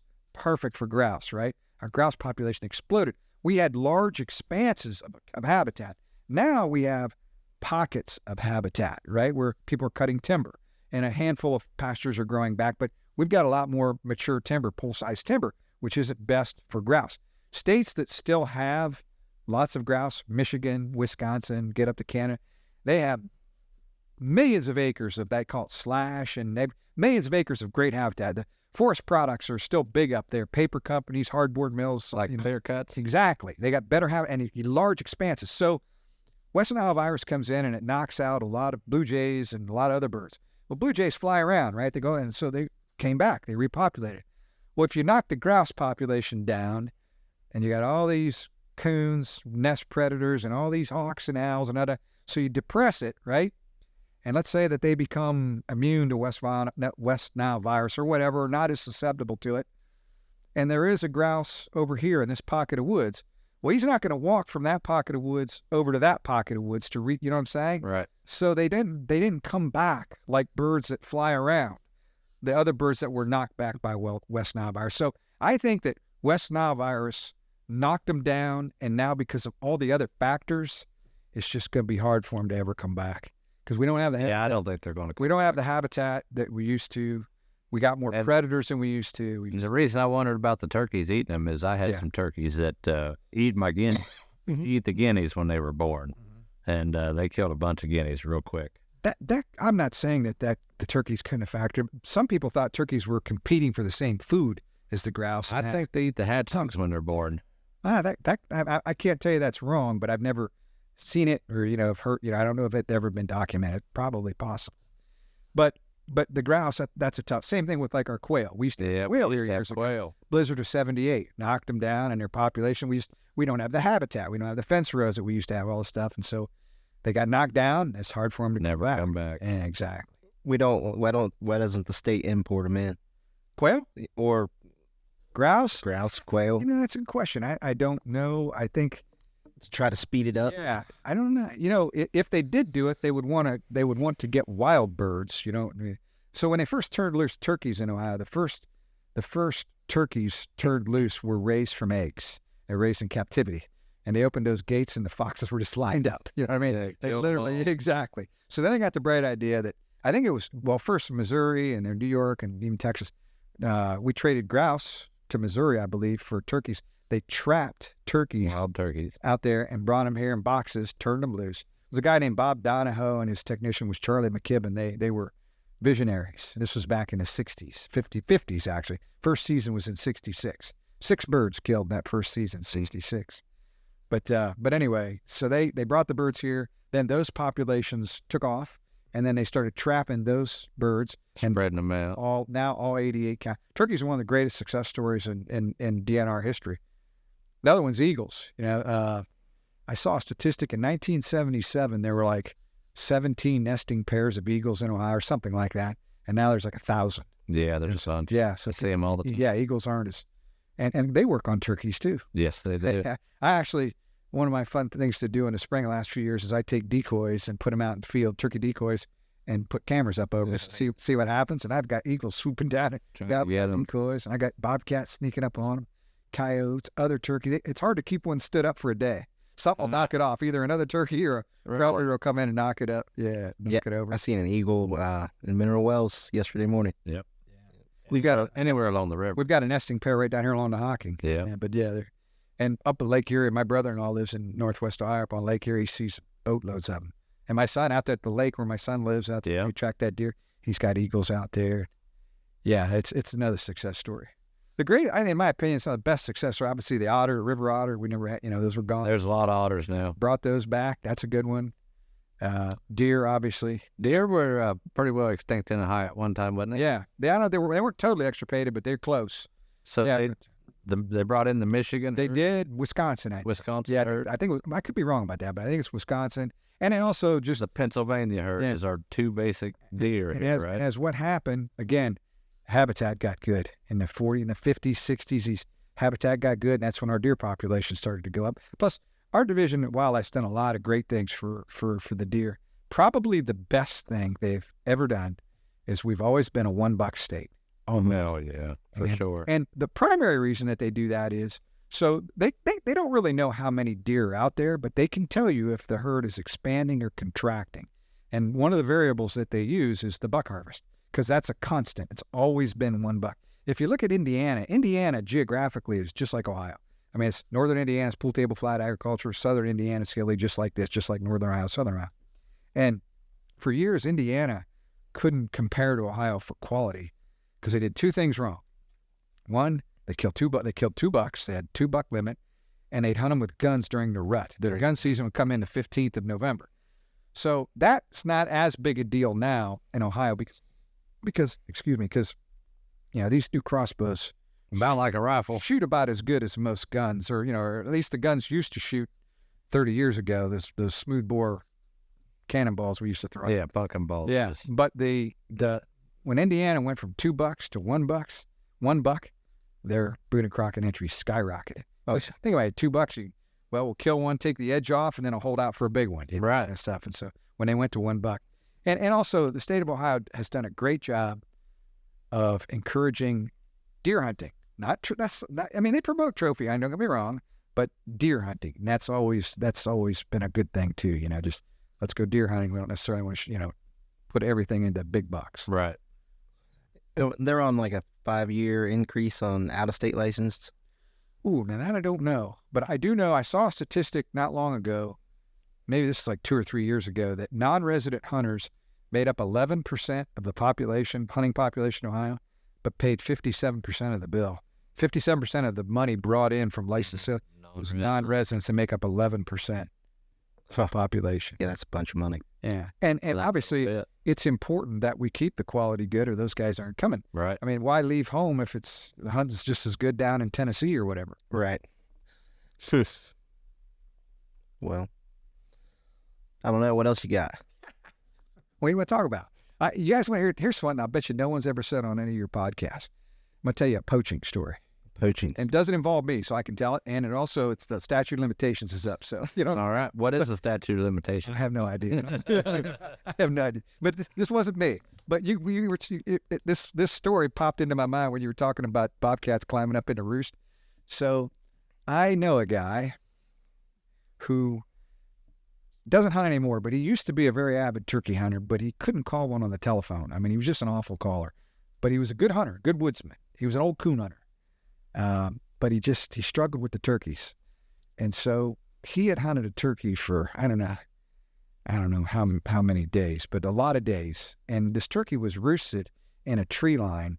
There was a woodlot here and a woodlot here and a tree line with 2 fields on either side that connected the 2 woodlots. And the turkey was roosting in that tree line. And every morning he'd set up on this side and the turkey'd fly down, go the other direction. He'd set up on that side, turkey'd fly down, go the other direction. After a couple weeks of that, he got the idea that, you know what? I'm going to do, Eddie Salter calls it tenderizing. I'm going to peel that turkey off the branch. I'm going to get there early. I'm going to watch him fly up in the tree. So anyway, he watches him fly up in the tree. He gets the idea that he's going to shoot him off the roost tree, which is illegal.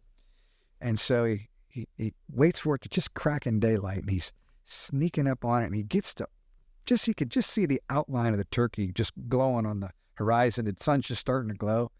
And he pulls the gun up and just trying to squint his eyes, and from the other side of the wood line, kaboom! Somebody else shot the turkey. And it was another guy that he knew, and he's like, what was I supposed to do? Call him for poaching better than me? Oh my That's goodness. luck of it. That is funny. Other guy had been getting beat up by the same turkey. Yeah. So one more story about the same guy. So my oldest son was probably 10 years old, and this guy called us, and it was the last day of turkey season.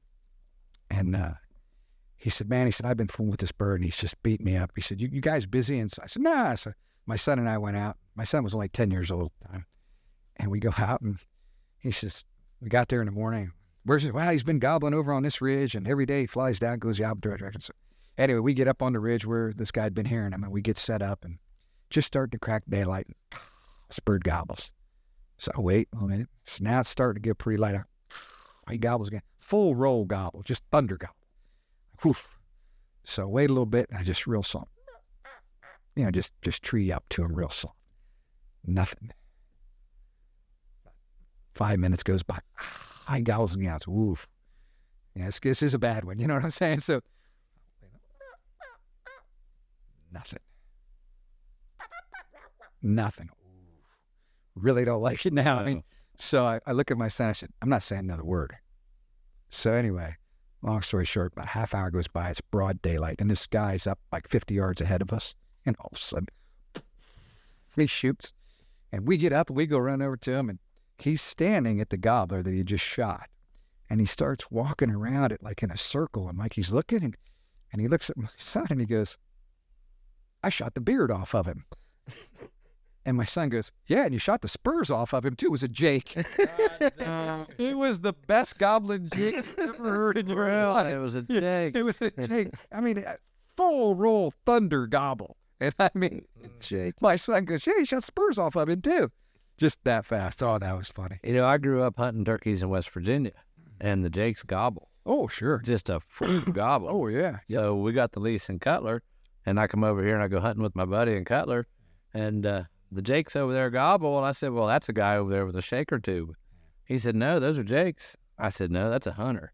He said, those are Jakes. I said, I ain't never heard a turkey sound like that. Yeah. Sure enough, it was 3 Jakes. And, you know, West Virginia, they just gobbled. And yeah. Our Jakes occasionally, some Jakes will gobble. Some of them. The Jake and a half. These are the ones that are born early that have like a 3-4 inch beard. Yeah. A lot of times they'll gobble pretty good. But all of them in West Virginia gobbled. Huh, that's interesting. Yeah. So you get down south, if you ever hunted like Georgia, Alabama, their Jakes don't gobble at all. At all. Period, paragraph. Yeah, I don't know why. My friend Eddie said that he thinks that, and again, this is anecdotal, this is just in his experience, but he thinks that they've shot the gobble out of them, or meaning that they've always had good turkey populations down there, or huntable populations. Even back in the 40s and 50s, they had birds when we had nothing up here.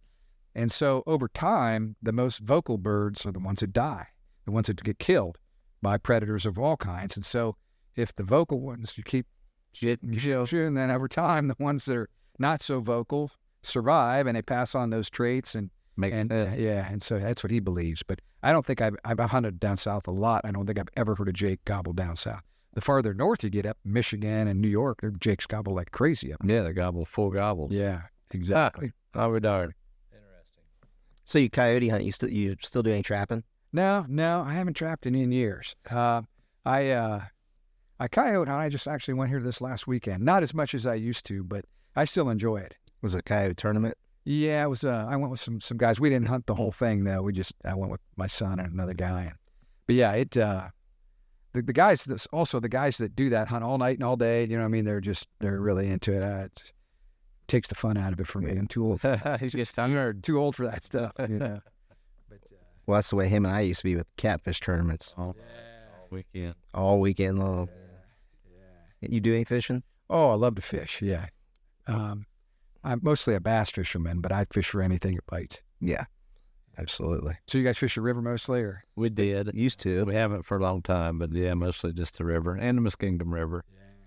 Mesquite River's pretty good for catfish. Pretty good for catfishing. I got to tell you, where's great channel catfishing out, Lake Erie and Sandusky Bay. I went up there walleye fishing with my brother-in-law in October, and we caught some of the nicest channel catch you've ever laid eyes on. Beautiful. Really? Yeah. Oh, they claim the Sandusky Bay is one of the best channel cat fisheries in the country. Huh. It's full of channel catfish.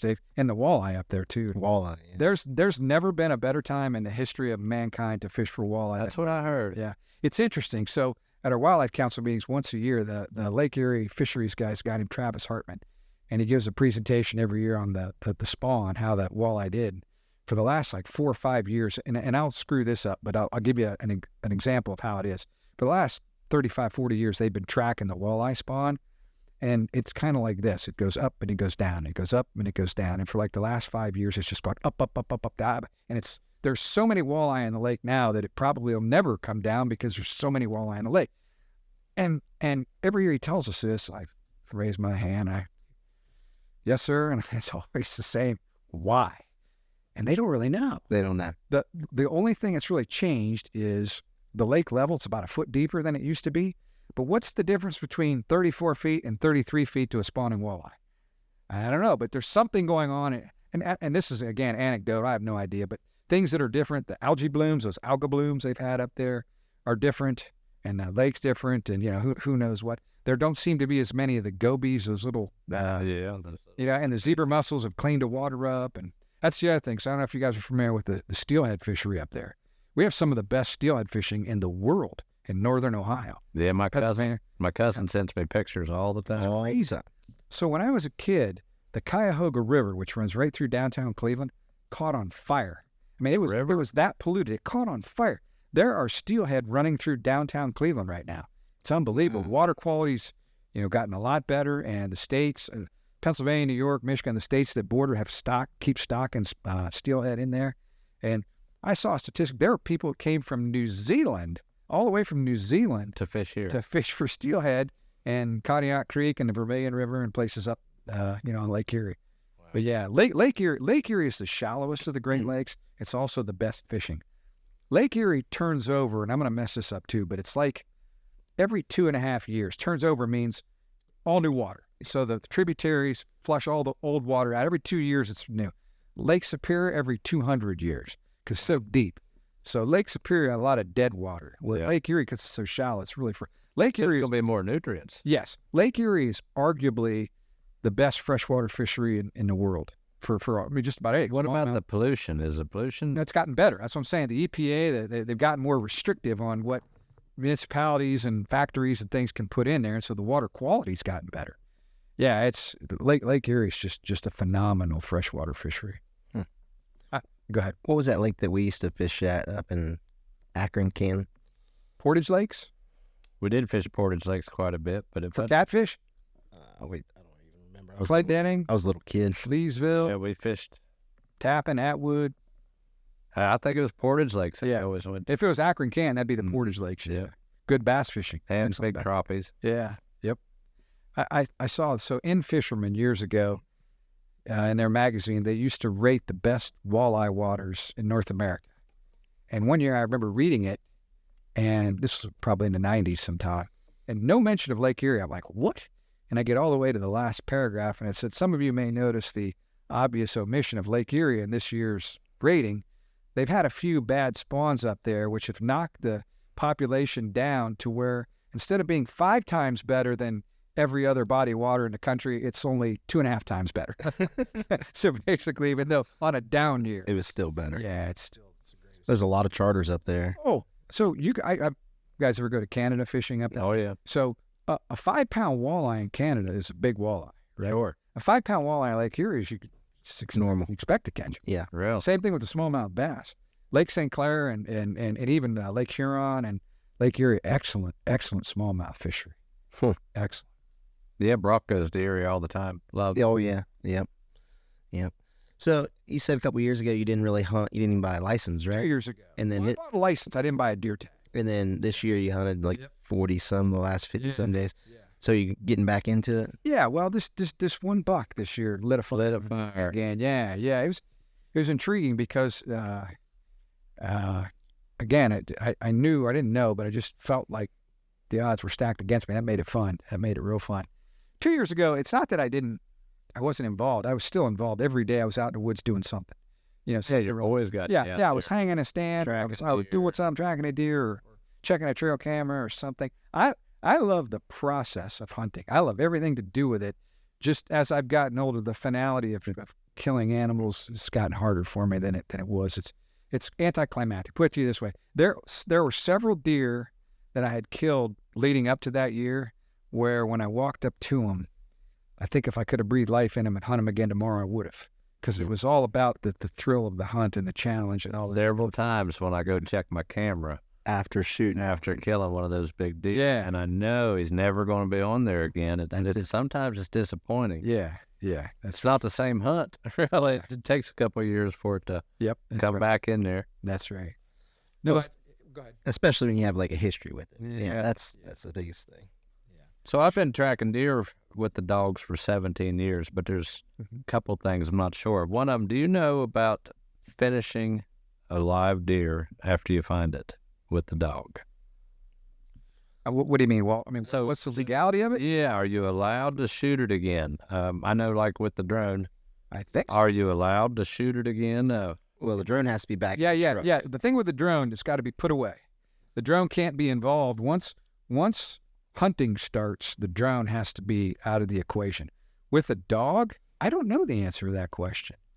I don't know. Is that question hunting? So especially at night, you come up on a deer and it's still alive, but it's in bad I don't shape. think you're allowed to finish them at night. I don't think so either. Yeah, I don't. Which is wrong to the deer. Yeah, the deer suffers. I agree with you. But the flip side of that is everybody that shoots a deer at night would say, well, he was dying, or whatever. Or that's why I shot him. So that's and something would be nice is if you could fly the drone while the dog handler was working the dog. Oh yeah, the two in combination together would be good. Yeah, and I've heard them. They would call in the drone, and there not actually be a wounded deer there. But with my dog, if there's not a wounded deer there, we ain't going to do nothing. Oh yeah, yeah. I mean, yeah, you're exactly right. Buck's gonna know right away. He's gonna know if there's nothing there. Whereas with the drone, you may look, and they just may be trying to get you to scout. You have any DNR friends? What do you mean? Like, oh yeah, sure. Absolutely. It would be interesting to do a episode with one of them on here that maybe could actually answer some of these questions that nobody's been able to for us. I'll tell you, a great guy to bring on here would be Mike Tonkovich. He's a deer project leader, deer program administrator.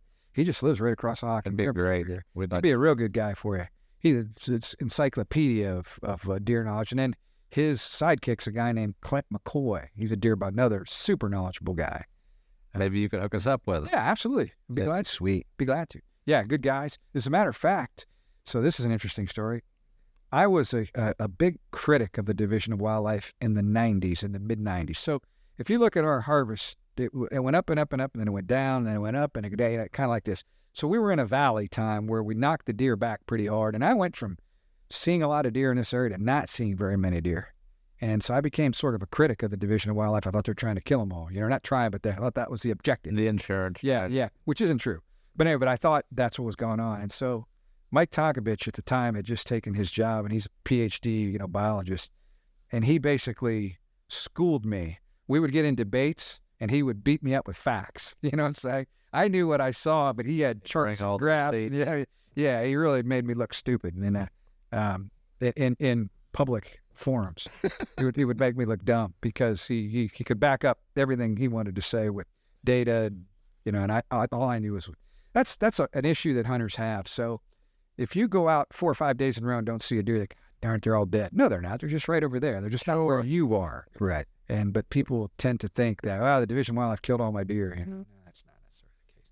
I can tell you this: the Division of Wildlife, and I know because I've been on Wildlife Council for 8 years, and this will be my 9th year. It's a tough job they have. They're like officials at a football game. They throw a flag, and half the stadium's mad. The division can't change anything that somebody doesn't have a problem with. Right. You know what I mean? No matter what season they want to tweak this, it's the seventh sign of the apocalypse to somebody. You know what I mean? It's Impossible to make everybody exactly. happy, And no matter what. so they're charged with, and I'll tell you this. People think that the Farm Bureau and the Insurance Commission are the driving forces behind the deer. Nope. I can tell you for a fact, if they were going to lobby somebody, who would they lobby? The Wildlife Council, right? The people who approve it or don't approve it. No one's ever said boo to me or any of the people I know on wildlife. And Talk tells me the same thing. I was in a deer stakeholder committee meeting about 6 years ago, and they invited the Insurance Commission to come. They didn't come. They didn't care. So here's why. And people don't understand this thing. Well, insurance company. No. The more deer get hit, the insurance companies just raise your rates. They're making money. All they do is pass it on to you. Yes, is all. Right? When a hurricane hits Florida, we pay for it, right? Everybody pays for it. So the insurance companies don't. I mean, they don't. And the Farm Bureau, most farmers are also hunters. The vast majority of people who farm also like to hunt. Most farmers want to see some deer on their property. They don't want to see a lot of deer because obviously it takes food off their plate. But the average farmer is also a hunter. And so they're they're rural people. And so there's a kind of, I call it a wives' tale or, whatever you call it, that the Farm Bureau and the Insurance Commission or insurance companies want to see all the deer dead. No, they don't. That's not true. Yeah, they don't care. What the division is worried about, and this is an issue for them in the future, is because we're kind of getting more towards the trophy aspect of it, and access is getting harder, fewer and fewer and fewer people are targeting does. That's what I see. That's a problem. So what happens there, I'm going to screw this up too, but there's a formula that they use, and this is roughly, it's like this. When 60% of the antlerless harvest when 60% of the harvest is antlerless, the deer population is basically stagnant. It's check. When it's over 60%, the deer herd is contracting. When it's under 60%, the deer herd is expanding. Well, for the last several years, it's been way under 60%. So the deer population is going like this. So as we lose access to more ground as hunters, the DNR can put in all the seasons and issue all the permits in the world. Still will go up. What does it matter? If hunters can't get at them, Numbers are going to go down. what does it matter? Now, this is interesting. The past 2 years, we've checked in over 200,000 deer in the state, which is a lot, with considerably fewer hunters. So you say, how's that possible? Gets back to our conversation about the weapons that we use. Crossbows that'll shoot accurately way out here. Straight wall rifle cartridges, muzzle loaders that are anything but primitive, right? Sure. And even the new archery equipment. You know what I mean? I was a vertical bow guy from 1978 to just a few years ago. My Matthews bows, I could pick it up and shoot it one time and be better with it than I used to be shooting every day in the summer with my my whitetail hunter in 1981. You know what I'm saying? I just shoot all summer. I used to throw telephone poles at them, those big arrows. Yep. And they'd move before the air ever got there. Yeah. So how does fewer hunters kill so many deer? Information, and technology. Yeah, it's a big one. I mean, what else can it be? That's got to be. And I know a lot of guys that hunt Ohio and West Virginia. We're a border state here, so they travel both places. Mm-hmm. And a lot of these guys, if they get 2 deer a year, that fills their freezer, and they don't want to kill a doe. That's right. So they hunt a buck in West Virginia. They hunt a buck in Ohio. They fill their tags. That's it. They're not going to go kill a doe. Yeah, that's right. And again, the state can issue 27 permits, but how many deer? They ain't going to go. When you look at the statistics of how many people actually kill more than one, it's not that many. It's kind of the same thing with the turkeys. So we cut the turkey, the DNR cut the turkey bag limit from 2 to 1.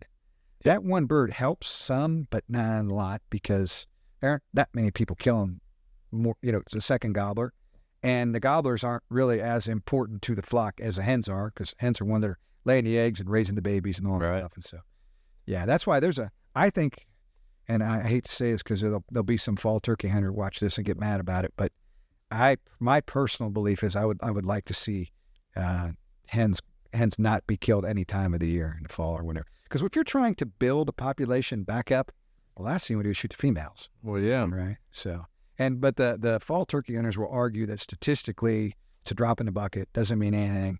And in the fall of the year, a jake and a hen are very hard to tell apart. So they're saying that you could make poachers out of people that aren't poachers. Right. But I learned a lot about fall turkey hunters. They're a very vocal group. When we started talking about moving this or contracting the season from 7 weeks down to 4 weeks. Boy, they showed up in mass at our wildlife council. Really? Oh yeah, I didn't know there were that many fall turkey hunters in the state. No, I didn't. Most guys I know that fall turkey hunt, I call them incidental shootings. Yeah. They're just they're guys deer hunting and a turkey flock comes by them and they just shoot one. But they're not targeting turkeys. But there's some people, and boy, the people that do it are passionate about it. I mean, really passionate. I mean, when we tried to, we did. They contracted the season, and like I said, some of these guys thought the world had come to an end. The kids were going to college. I don't even fall turkey hunt. Yeah, as the gobblers don't. I wouldn't shoot a turkey in a fall for. I just don't hunt them in the fall. I'm with you. It would just be shooting one.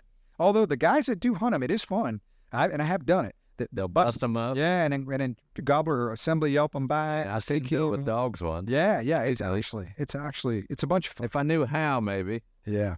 But speaking of know how, so I got a question for you, Walt. So you've got the best deer dogs I've ever been around, and bar none. So did someone teach you how to train them? I mean, you've been at this for 17 years. Trial and error. Trial and error. Getting to the end. So now you're the dog that you brought, Buck, who's like I said, he's a magician. So Buck's a Jack Russell Terrier, right? Yes. How did you hone in on that breed and what? That's what he had. I bought a Jack Russell to squirrel hunt with. I had a little female, and she weighed 11 pounds, and it was the finest squirrel dog you ever seen. She'd tree, and I'd run over and I'd shoot the squirrel out of the tree, and I'd be sitting there, I'd stop and I'd skin the squirrel. And she'd be treed again, not very far away. So I'd go, it just constantly like that. And I could shoot the squirrel out of the tree. She'd go fetch it and bring it over, and then she'd go right back and tree again. Well, if there was two in there, she'd tree again a second. She'd never leave the tree as long as there was one in there. Yeah. And one time I shot a big red squirrel, and it come down the tree. It was wounded, and she got in on the red squirrel, and they fought, and I couldn't shoot the squirrel because my dog was there, and they fought, and she just wasn't big enough to kill the squirrel. Yeah. And I told my buddy that was with me, I said, I need a male dog to help her. So I bred her and got a male. Well, it was probably 8 months old. Sonny was probably about 8 months old. I shot a 165-inch 10-point right down through the shoulder blades, buried the air in it, and it didn't bleed much. The air didn't exit. So I tracked the deer, and it went towards the neighbors, and I didn't find it. And the neighbor was my taxidermist, and he'd been to Africa several times with the Jack Russell, and they used the Jack Russells to find the game over there. So I thought the deer ran towards him. So I took pictures of the deer and showed him. They'd never seen the deer. And he said, take your Jack Russells out there, and they'll find it. He said, and then he started telling me about the Jack Russells in Africa, finding the wounded game. I had no clue. So I took my dogs out there, and we didn't find the deer. And, they went down the trail that ways, but nobody had ever told me about tracking with the dog. I didn't have him on a leash. We just out going for it. But it was a giant buck. And I was determined to have a deer dog that would find the deer from then on. So that's back when he was allowed to shoot 5 or 6 does a year. Mm-hmm. So it was 4 weekends left in season, and I shot a doe every weekend for the last 4 weekends. Mm-hmm. Sonny was 8 months old.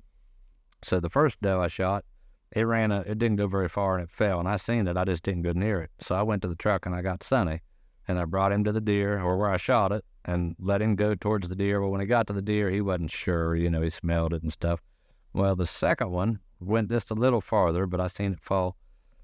And so I went and got Sonny, and they catch on real quick. And he took him up to where I shot the deer, and I let him loose, and he went straight to the deer. And this time he started pulling the hair out. The third weekend I shot a doe, it ran off. Well, when I went back to my truck and got Sonny, as soon as I opened the car door, he bailed. Well, now I had to go track the deer down in order to find Sonny. When I got there, he had pulled a patch of hair, the biggest patch of hair off that deer you ever seen. So then he was a deer dog. He had it. But it took me many more years to learn than it did Sonny. And, not many people use Jack Russells, but I didn't know of anything different. Jacks they're one of the greatest dogs I've ever had. Once you have a Jack Russell, you always have a Jack Russell. And I started calling all my buddies. I told my buddies, anytime you shoot a deer, call me. I want to take the dog out there, but I want the best dog I could have. Yeah. So I started going on every track job I could come up with. And about 3 or 4 years into it, I donated some time to the Wheeling Sportsman in McConnellsville, and I tracked all the deer for the Wheeling Sportsman hunt. And a lot of those guys were locals, and they were also guides, and they helped with the hunt. So later on that year, they started calling me to come track their guys' deer, and it just blew up. And didn't know of anything different than the Jack Russell. It's just... Is Buck a descendant of those dogs? No, he looks just like Sonny. I mean, they're almost brothers. But no, he's not related at all. And so those little dogs live a long time too, right? Those Jack Russells historic or naturally live longer than a big dog. 14 to 16 years. Yeah. How old's Buck? 7. 7. I just lost my old dog, the deaf one. Yeah. The shaggy one. He died in August. He was almost 16. So, in the beginning, Sonny probably tracked 200, 250 deer, and Bear probably tracked 200. But, that's about 450 deer. Now I'm up over 850 deer. So that means a Buck's tracked almost 400 himself. The Buck, when watching him work, it's fun to watch him work because he knows what he's doing. He does. He absolutely knows what he's doing. It's fun. And he'll tell you everything. If you just watch him, he'll show you everything. I can tell when we're getting close to the deer. I can tell you, guys, you need to be watching. The deer's here. Perfect example, the deer that my son's girlfriend killed, shot at, didn't die. Within, half hour, 20 minutes of track, he looked at us and Mike, this deer's not dead. And you're right. And he showed back up couple days later, there he was. So this year, I've tracked 83 deer with Buck, and I found 53. Not all of them were dead. Some of them were alive, and they got up and run off. But we averaged 18 minutes or less on finds. And then the live deer that we didn't find, we averaged 2 hours. Now, you also told me Buck's record on gut shot deer is about 98%. Yeah, it's pristine, right? It's amazing. So if you shoot him in the guts, Buck's going to find Got him. Yeah. He's got him. I recommend a big broadhead. You also, you told me that before, you're a big proponent of expandables. You shoot a big expandable. I like the Rage. I've had the best success with the Rage, but I tell people whatever you have the most confidence with. I just don't like a Muzzy. Muzzy's my worst track record. G5 Montec, Slick Trick, any fixed blade with a small diameter. They're great for the perfect shot. Yeah, anything. But for a field point works on a perfect. For a bad shot, it's just not. Yeah. The big expandable takes them out. I tell everybody aim center mass. Hey, you aim center mass. A lot of our big whitetails, we don't get an exit hole. Right. So it's the entrance hole that gets you your blood trail. And that's why I preach the biggest expandable, the biggest entry hole. And I switched to a Rage several years ago, and you're right, it's like a crime scene. It is. And if you get it right, it's unbelievable. Oh, yeah.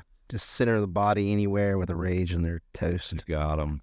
Yeah. But for the average guy, hits that deer in the center of the body can be hard to find. With Buck, it's guaranteed, right? So. Well, it is usually a guarantee with Buck, but people tell me that all the time because I preach the center of the body shot. And I don't like a broadside shot. We was raised shooting them broadside. The lungs. But with the tracking, a lot of times if you don't hit it going in broadside, you don't hit it coming out. Yeah. So I like the quartered shot. Quartered towards you or quartered away? Either way. You make the connection from the guts to the diaphragm to the lung cavity. Once you make that connection, you got that deer. It's just a matter of finding him. So, we got the dogs. My wife and my daughter are big hunters, and, they love to kill deer, but they also like to track deer. And, I've tracked hundreds on my own without the dogs. We tracked everybody's deer. They'd call us. I had a nickname, Walt Biggle, before I ever had the dogs. But my wife and my daughter, they want to track their own deer without the dogs. Yeah. So I tell them just to shoot center mass with the big broadhead. And my wife shot one this year. Well, she shot 2 or 3 as she went and found without us. She didn't have no phone service. Yeah. Me and my daughter was in the blind up in Marietta hunting, and she was down here in Athens County hunting. And we got the picture of the deer on the camera, and then nothing. I always tell her, don't go near the deer. Don't give it time to die. 5 minutes later, there she is on camera. She's already tracking it. And her deer went about 80 yards. Leela's deer went 30, maybe 34 yards this year, and my deer went 18. So, even if we wanted to track them with the deer or with the dogs, they're laying right there. So I don't even aim for the lungs. I just aim center mass, and it wipes them out. Well, there's very few places on a whitetail deer that you can poke an arrow through them and not kill them. Eventually, I mean, I die, but you know, you can nick them obviously high or low, but if you hit them anywhere through here, If you're get it gonna hit close something. center line. Yeah. Now, I track a lot of deer that are shot at center line and up that just survivors. Yeah. Up in that mystery zone. Yeah. But you don't get a pass through up there. A lot of times that mystery zone up high, because you got all that meat up there. Yeah, you got a lot of stuff. meat. Yeah. But just about anywhere where the arrow goes all the way through it, it's almost, I mean, a pretty good chance you're going to kill. Yeah. Now, this year I got well, it's been he's 2 years old now, but I do have a wire-haired teckle. Oh, do you? Yeah, dachshund. He's on really good. Okay. He's amazing. Okay. And I have a couple other Jack Russells, and I have a Parsons Russell Terrier. It's actually Buck's son, but the mom was a Parsons Russell, so he's a little more hyper. So when you're going down the trail with him, he's just a little harder to read. He's not as laid back as Buck. Yeah. He's just more aggressive, you know. Yeah. So you got to kind of go. Yeah. And Buck's laid back, and I wanted something like Buck, and and Bo, my teckle.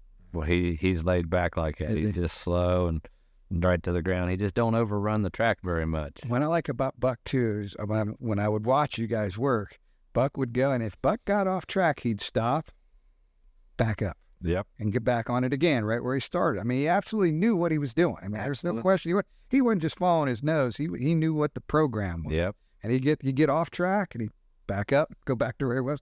Let's go that way. Back up. Oh, up, he's over here. And we keep going that way. Yeah, I mean, you know, you tracked a deer for my son here 2 years ago over a mile. Yeah. You know. We found it alive. Yeah, alive, exactly. Not very alive. Oh, no, but it had gone a mile. Yeah, which is... And I can tell you, matter of factly, without Buck, we don't find that deer. Yeah. There's no way. No way we find it. There wasn't a lot of blood. No. And the blood that we was finding was just so far apart. That's right. The track. That's right. Yeah, I'm pretty sure that deer goes unretrieved if it wasn't for Buck. You know, a few years ago, I do find a lot of deer that are just there, close, that you just couldn't see. Yeah. So I was tracking a deer for a boy. He shot one with a longbow, and or I think it was a recurve. But there was blood everywhere. I mean, it looked like a crime scene. And we tracked that deer maybe 60, 80 yards up to the top of this little flat. And right there at the top of the flat, it just stopped. And I always told him, you just got to trust your dog, you know, trust your dog. So I take Buck up there, and he instantly turns and kind of comes back down the hill. Well, I want to go forward, you know. I'm taking him. And the whole time I'm preaching, trust your dog. Well, Buck wants to go back. So we ended up looking for an hour because, you know, it had to go that way. Yeah. So when we came back to the last spot of blood, I was looking at him and I said, you know, I just don't understand. There's so much blood here. Well, Buck circles right back down again, and we're sitting there looking, and that deer was laying right there the whole time. It hadn't went nowhere. And Buck had walked down to it 2 or 3 times. The whole time I'm You didn't believe him. trust your dog, you know. And I'm trying to get him to go the other way, and the deer was laying right there. He told me 2 or 3 times. It's right here. We just missed it. Yeah. But you got to trust the dog. He'll show you all of it. In my life, I've seen some things with deer that don't make sense, things that they do and hit. And so in 2003, I was hunting not far from here in a place I called Da Nang. It was a swampy bottom area, real thick, and there was a meadow in the middle of it. And long story short, it was early in the season, early in October, and a buck crosses into this meadow, and it's a deer I want to kill. And I shoot him, and I watched my arrow disappear, a 10 ring, right, exactly, double lunged. Watch it disappear. He mule kicks and runs off in the brush, and I hear crashing in the brush. So I very calmly, lower my bow down, and no reason to wait because I just heard him crash over there, right? And so I get down, I go over where I shot him. There's my arrow saturated in blood. I put him out, and I start falling. And I go maybe 50 yards, and blood all over the place. And all of a sudden, the deer is laying down. He gets up, and he looks at me, and he goes, whew, and he snorts. And I started questioning myself. Did I hit that deer what just happened right there? This is like 20 minutes after the shot. That deer's double lung. There's no way, So then I backed out, came home. Next morning, I went back, got some help, and we went to where he ran off. And he had crossed a road, gone up the hardwoods, and died on the next side over the ridge. And when we got to him, he was shot right through both lungs. Now, their lungs are supposed to collapse when you poke a hole through them with a brush. It did not. That deer lived at least 20 minutes after being shot right through the lungs. Well, their will to live sometimes incredible. We find a bunch of them with one lung deflated and an Yeah. arrow in it. And Yeah, this is both lungs. I have a theory on the lung shot. Yeah. So the lung, if you shoot them in the heart fails. It quits working. If you shoot them in the arteries, the main arteries to where it's fatal, Yeah. it quits pumping blood to where it needs to go, and they die. Yeah. The lungs, you picture the lungs as a balloon. So you get a hole in the balloon, it should deflate. So the lungs is actually like millions of little balloons clustered together. So when you shoot through the lungs, you pop a bunch of the little balloons, and those balloons quit working, but the rest of them keep working. So the way they die of a lung shot is they drowned. So just imagine getting a hole in your boat. You're out and you get a little tiny hole in your boat. If you're able to bail the water faster than it comes in, you stay afloat. But if you get a big hole in your boat and the water rushes in faster than you can bail it, you sink. And that's the way the lungs work. That makes sense. They drowned. Lungs don't always fail. Tell you how tough these animals are, and you guys know this, I'll tell you, but I killed a deer in 2013 that we nicknamed him the Teflon Don because we thought he was unkillable. And he wasn't the biggest rack buck I've ever killed. He was a Buckeye Big Buck. He was a 150 class deer, but he was at least 8.5 years old based on the trail cameras we had, because we had 5 years of trail camera photos of him. So my middle son shot him. So I killed him in 13. In 2011, my middle son tried to do that quartering away, too far quartering, bang, hit him back here in the rump, and he disappeared. We thought he was dead, and he disappeared for an entire year, and he showed back up the next fall. Big scar on his butt right here. Just took the whole year off, said, I'm out of here. So the next year, my oldest son was hunting him, tried to heart shoot him, and just right below the heart, like right here, and nicked him, and he bled like crazy. At first, we thought he heart shot him. About a week later, back on camera, still alive. You can see that. So the next year, I get the baton. So it's my turn to hunt the Teflon Don. And this spot where I was hunting him was just, it's one of the best places I ever hunted. It's perfect. There's a ridgecap field that goes down to like a point, like a corner. And then below it is a real steep hardwood ravine. So you've got an inside corner right here and a ravine right here and about 70 yards wide of wide open hardwoods where any deer that's over here wants to go that way, got to come right through there, or he's got to walk through an open field, or he's got to cross a really steep ravine. So it's a perfect pinch point. And we've killed a pile of deer in this spot. And I have a stand at the south edge and the north edge for north wind, south wind. So that year, Halloween, wind's out of the north, so I'm on the south side. And I look, and here comes a Teflon Don. He's skirting the edge of this field, and he comes to that point, and he's about to pass right in front of me.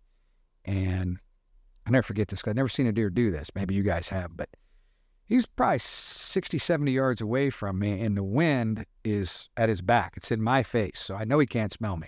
And I'm way up in a tree and really hidden really well, and I'm in position. And he stops, and he throws his nose up, but he doesn't smell anything, and he just starts looking around, and all of a sudden he just starts scanning, and he looks up, and I'm right there, and all of a sudden it's like his eyes got like, and he just started walking backwards. Ever see him do that? Oh, yeah. He started stepping back. Taking out. And he just took a big circle and he walked wide. He spotted me in that tree, no doubt about it. Did not smell me. Like I said, I had a perfect wing. Called my boys. I said, he's beat me. So anyway, he wouldn't pass through there unless no danger. So you fast forward to like the 16th of November. So this time the wind's out of the south. So I'm up in the inside corner on the north end of it. And I look, and here comes a Teflon Don. He's coming from the left, and he's about to pass right through them. I got you this time. And he gets about 50, 60 yards out, and he looks around, and he smells, and he doesn't see me, he doesn't smell me, but he just knew something. Doesn't like it, because he's about to pass through this pinch, this restrictor, and he can't tell if there's anything up there. So he walks all the way down, crosses that ravine, makes a big circle. I text my boys again. I said, he just beat me again. He's not going to, I just, and about 20 minutes later, there were some does out in that field, that 5-acre field, and all of a sudden, tail comes up, and this doe trots around him, and behind him, bap, and here comes the Teflon, walks right underneath the tree, and I shoot. Blind luck. If it weren't for that doe, no way, that deer wouldn't, he couldn't be killed in that pinch point. He was just too old. He just wouldn't fall. This is interesting. So we take him to the processor to get it processed. More broadheads. My son shot him here, scar. My son shot him here, scar. I double lunged him. Somebody else's broadhead in his brisket. Someone shot him straight on. Deer had been shot 4 times in his life. That you know of. Yeah, that's what I'm saying. That's right. He cheated death. Oh, man. Most of them big bucks, they got a broadhead in them somewhere. Yeah. Or a 22 bullet Or a 22 bullet. bird shot. Or They don't get big without living through something. yeah.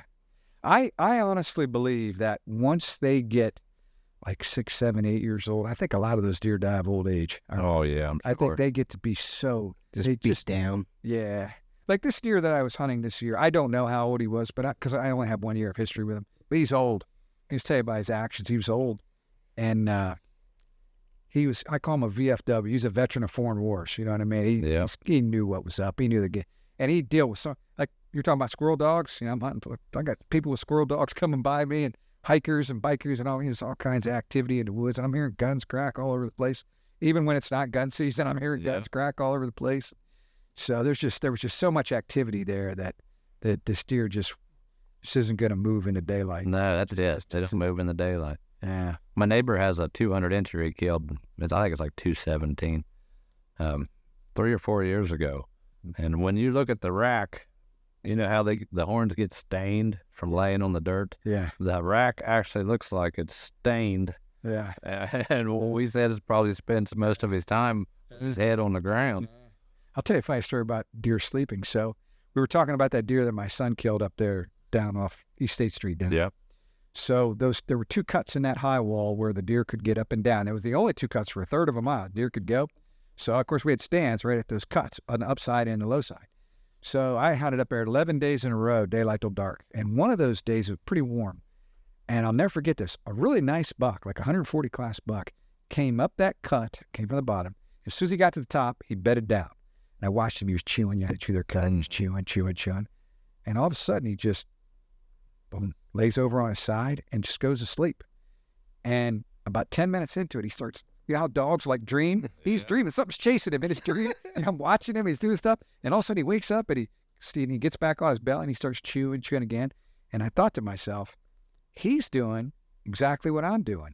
And a doe comes up that cut and he gets on her and chase. He went to a pitch point and he got to where he was doing the same thing I was doing. Yep. But it was the only deer I ever got to watch literally fall asleep and dream. He was having a dream like a dog. It was That's fun. pretty cool. But he was laying on his side, which you don't see him do very often. Most of the time they curl up in a ball. Yeah. But A buddy of mine, Josh, has pictures of one in the rut. It laid there in his corn pile for 3 or 4 hours, and he's got dozens of pictures. And some of the pictures, it's laid clear out like it's dead. And other pictures, it's stretching its head up, you know. It was wore out. It was tired. we had a big buck that my son's girlfriend killed this year that we had 5 or 6 years of history with. And I had multiple pictures of this deer. His rack comes real tall off the top of his head, where his head's all the way back and his antlers, he's scratching his back with his antlers. He's using tips of his antlers. I'll show you. I can send them to you if you can show them on the Well, podcast. that could be. Remember I sent you them pictures of that 8-point all year looking up? Yeah. That could be what he was doing. Yeah, his head's all the way back and he's scratching his back. Every time he came to the corn pile, I got pictures of him looking up. Yeah. And I always said he was looking at lots of stars, but it could have been that he was scratching his back. Yeah. I bet it was. They get to be old like that, boy. It's fun. It's really fun. I don't think you can be that lucky. You know what I'm saying? I mean, some of them take some luck probably in the beginning, but when they get to be 6, 7, 8 years old, they just don't make a lot of mistakes. They don't travel far. No, either. they just don't. They just don't. Yeah, for sure. Well, Mike, we're at our 2-hour kind of limit here, but we really thank you. It's been a pleasure. Been real informative. Yeah, you're full of knowledge and A lot of experience. Yeah, that's absolutely right. I look forward to doing another one with you. Maybe get one of your other guys on with us. Absolutely. So it'd be a great time. Yeah, I'd like to have one with your son sometime. Yeah, that'd be awesome too. Absolutely. Sure. And if you can't find one with the drone, you'd be sure to call me. Listen, you're like on speed dial. Well, I really enjoy hunting with you guys. No problem. And your dog, like I said, I've been around a lot of tracking dogs in my life, and I've never seen any that work like yours. No good. Yeah. You know, my buddy Jezreel, you've tried dogs for him, and his dad, they're big bird hunters and dog. And he's told me, he said, Walt's a dog guy. Yeah. You understand dogs. Oh, for sure. Yeah, you're a dog. I got 7 of them. Do you really? Yeah. All trackers or? I got 4 trackers. 4 trackers. Yeah. Wow. Just bought a female dachshund. So. Have you ever gotten any shed dogs? Haven't yet. So I'm getting a friend of mine's got this gal he's friends with, and her dog's finding all kind of their labs. And I knew another guy years ago, his dog found like 211 sheds in 1 year, but I've often thought that would be cool. Labs apparently are really good for that, Yeah. It would be awesome. finding sheds. Yeah. I don't have a lot of land to hunt and time. Yeah. I just haven't had a lot of time. I dedicate my time to tracking deer, but this time of year I'll dedicate my time to work. Yeah. I just haven't had a chance to experience the shed part, but someday I plan on it. That'd be fun. Well, thanks, guys. Come back anytime. Hey, I appreciate it. Thanks everybody for watching. Have a great night.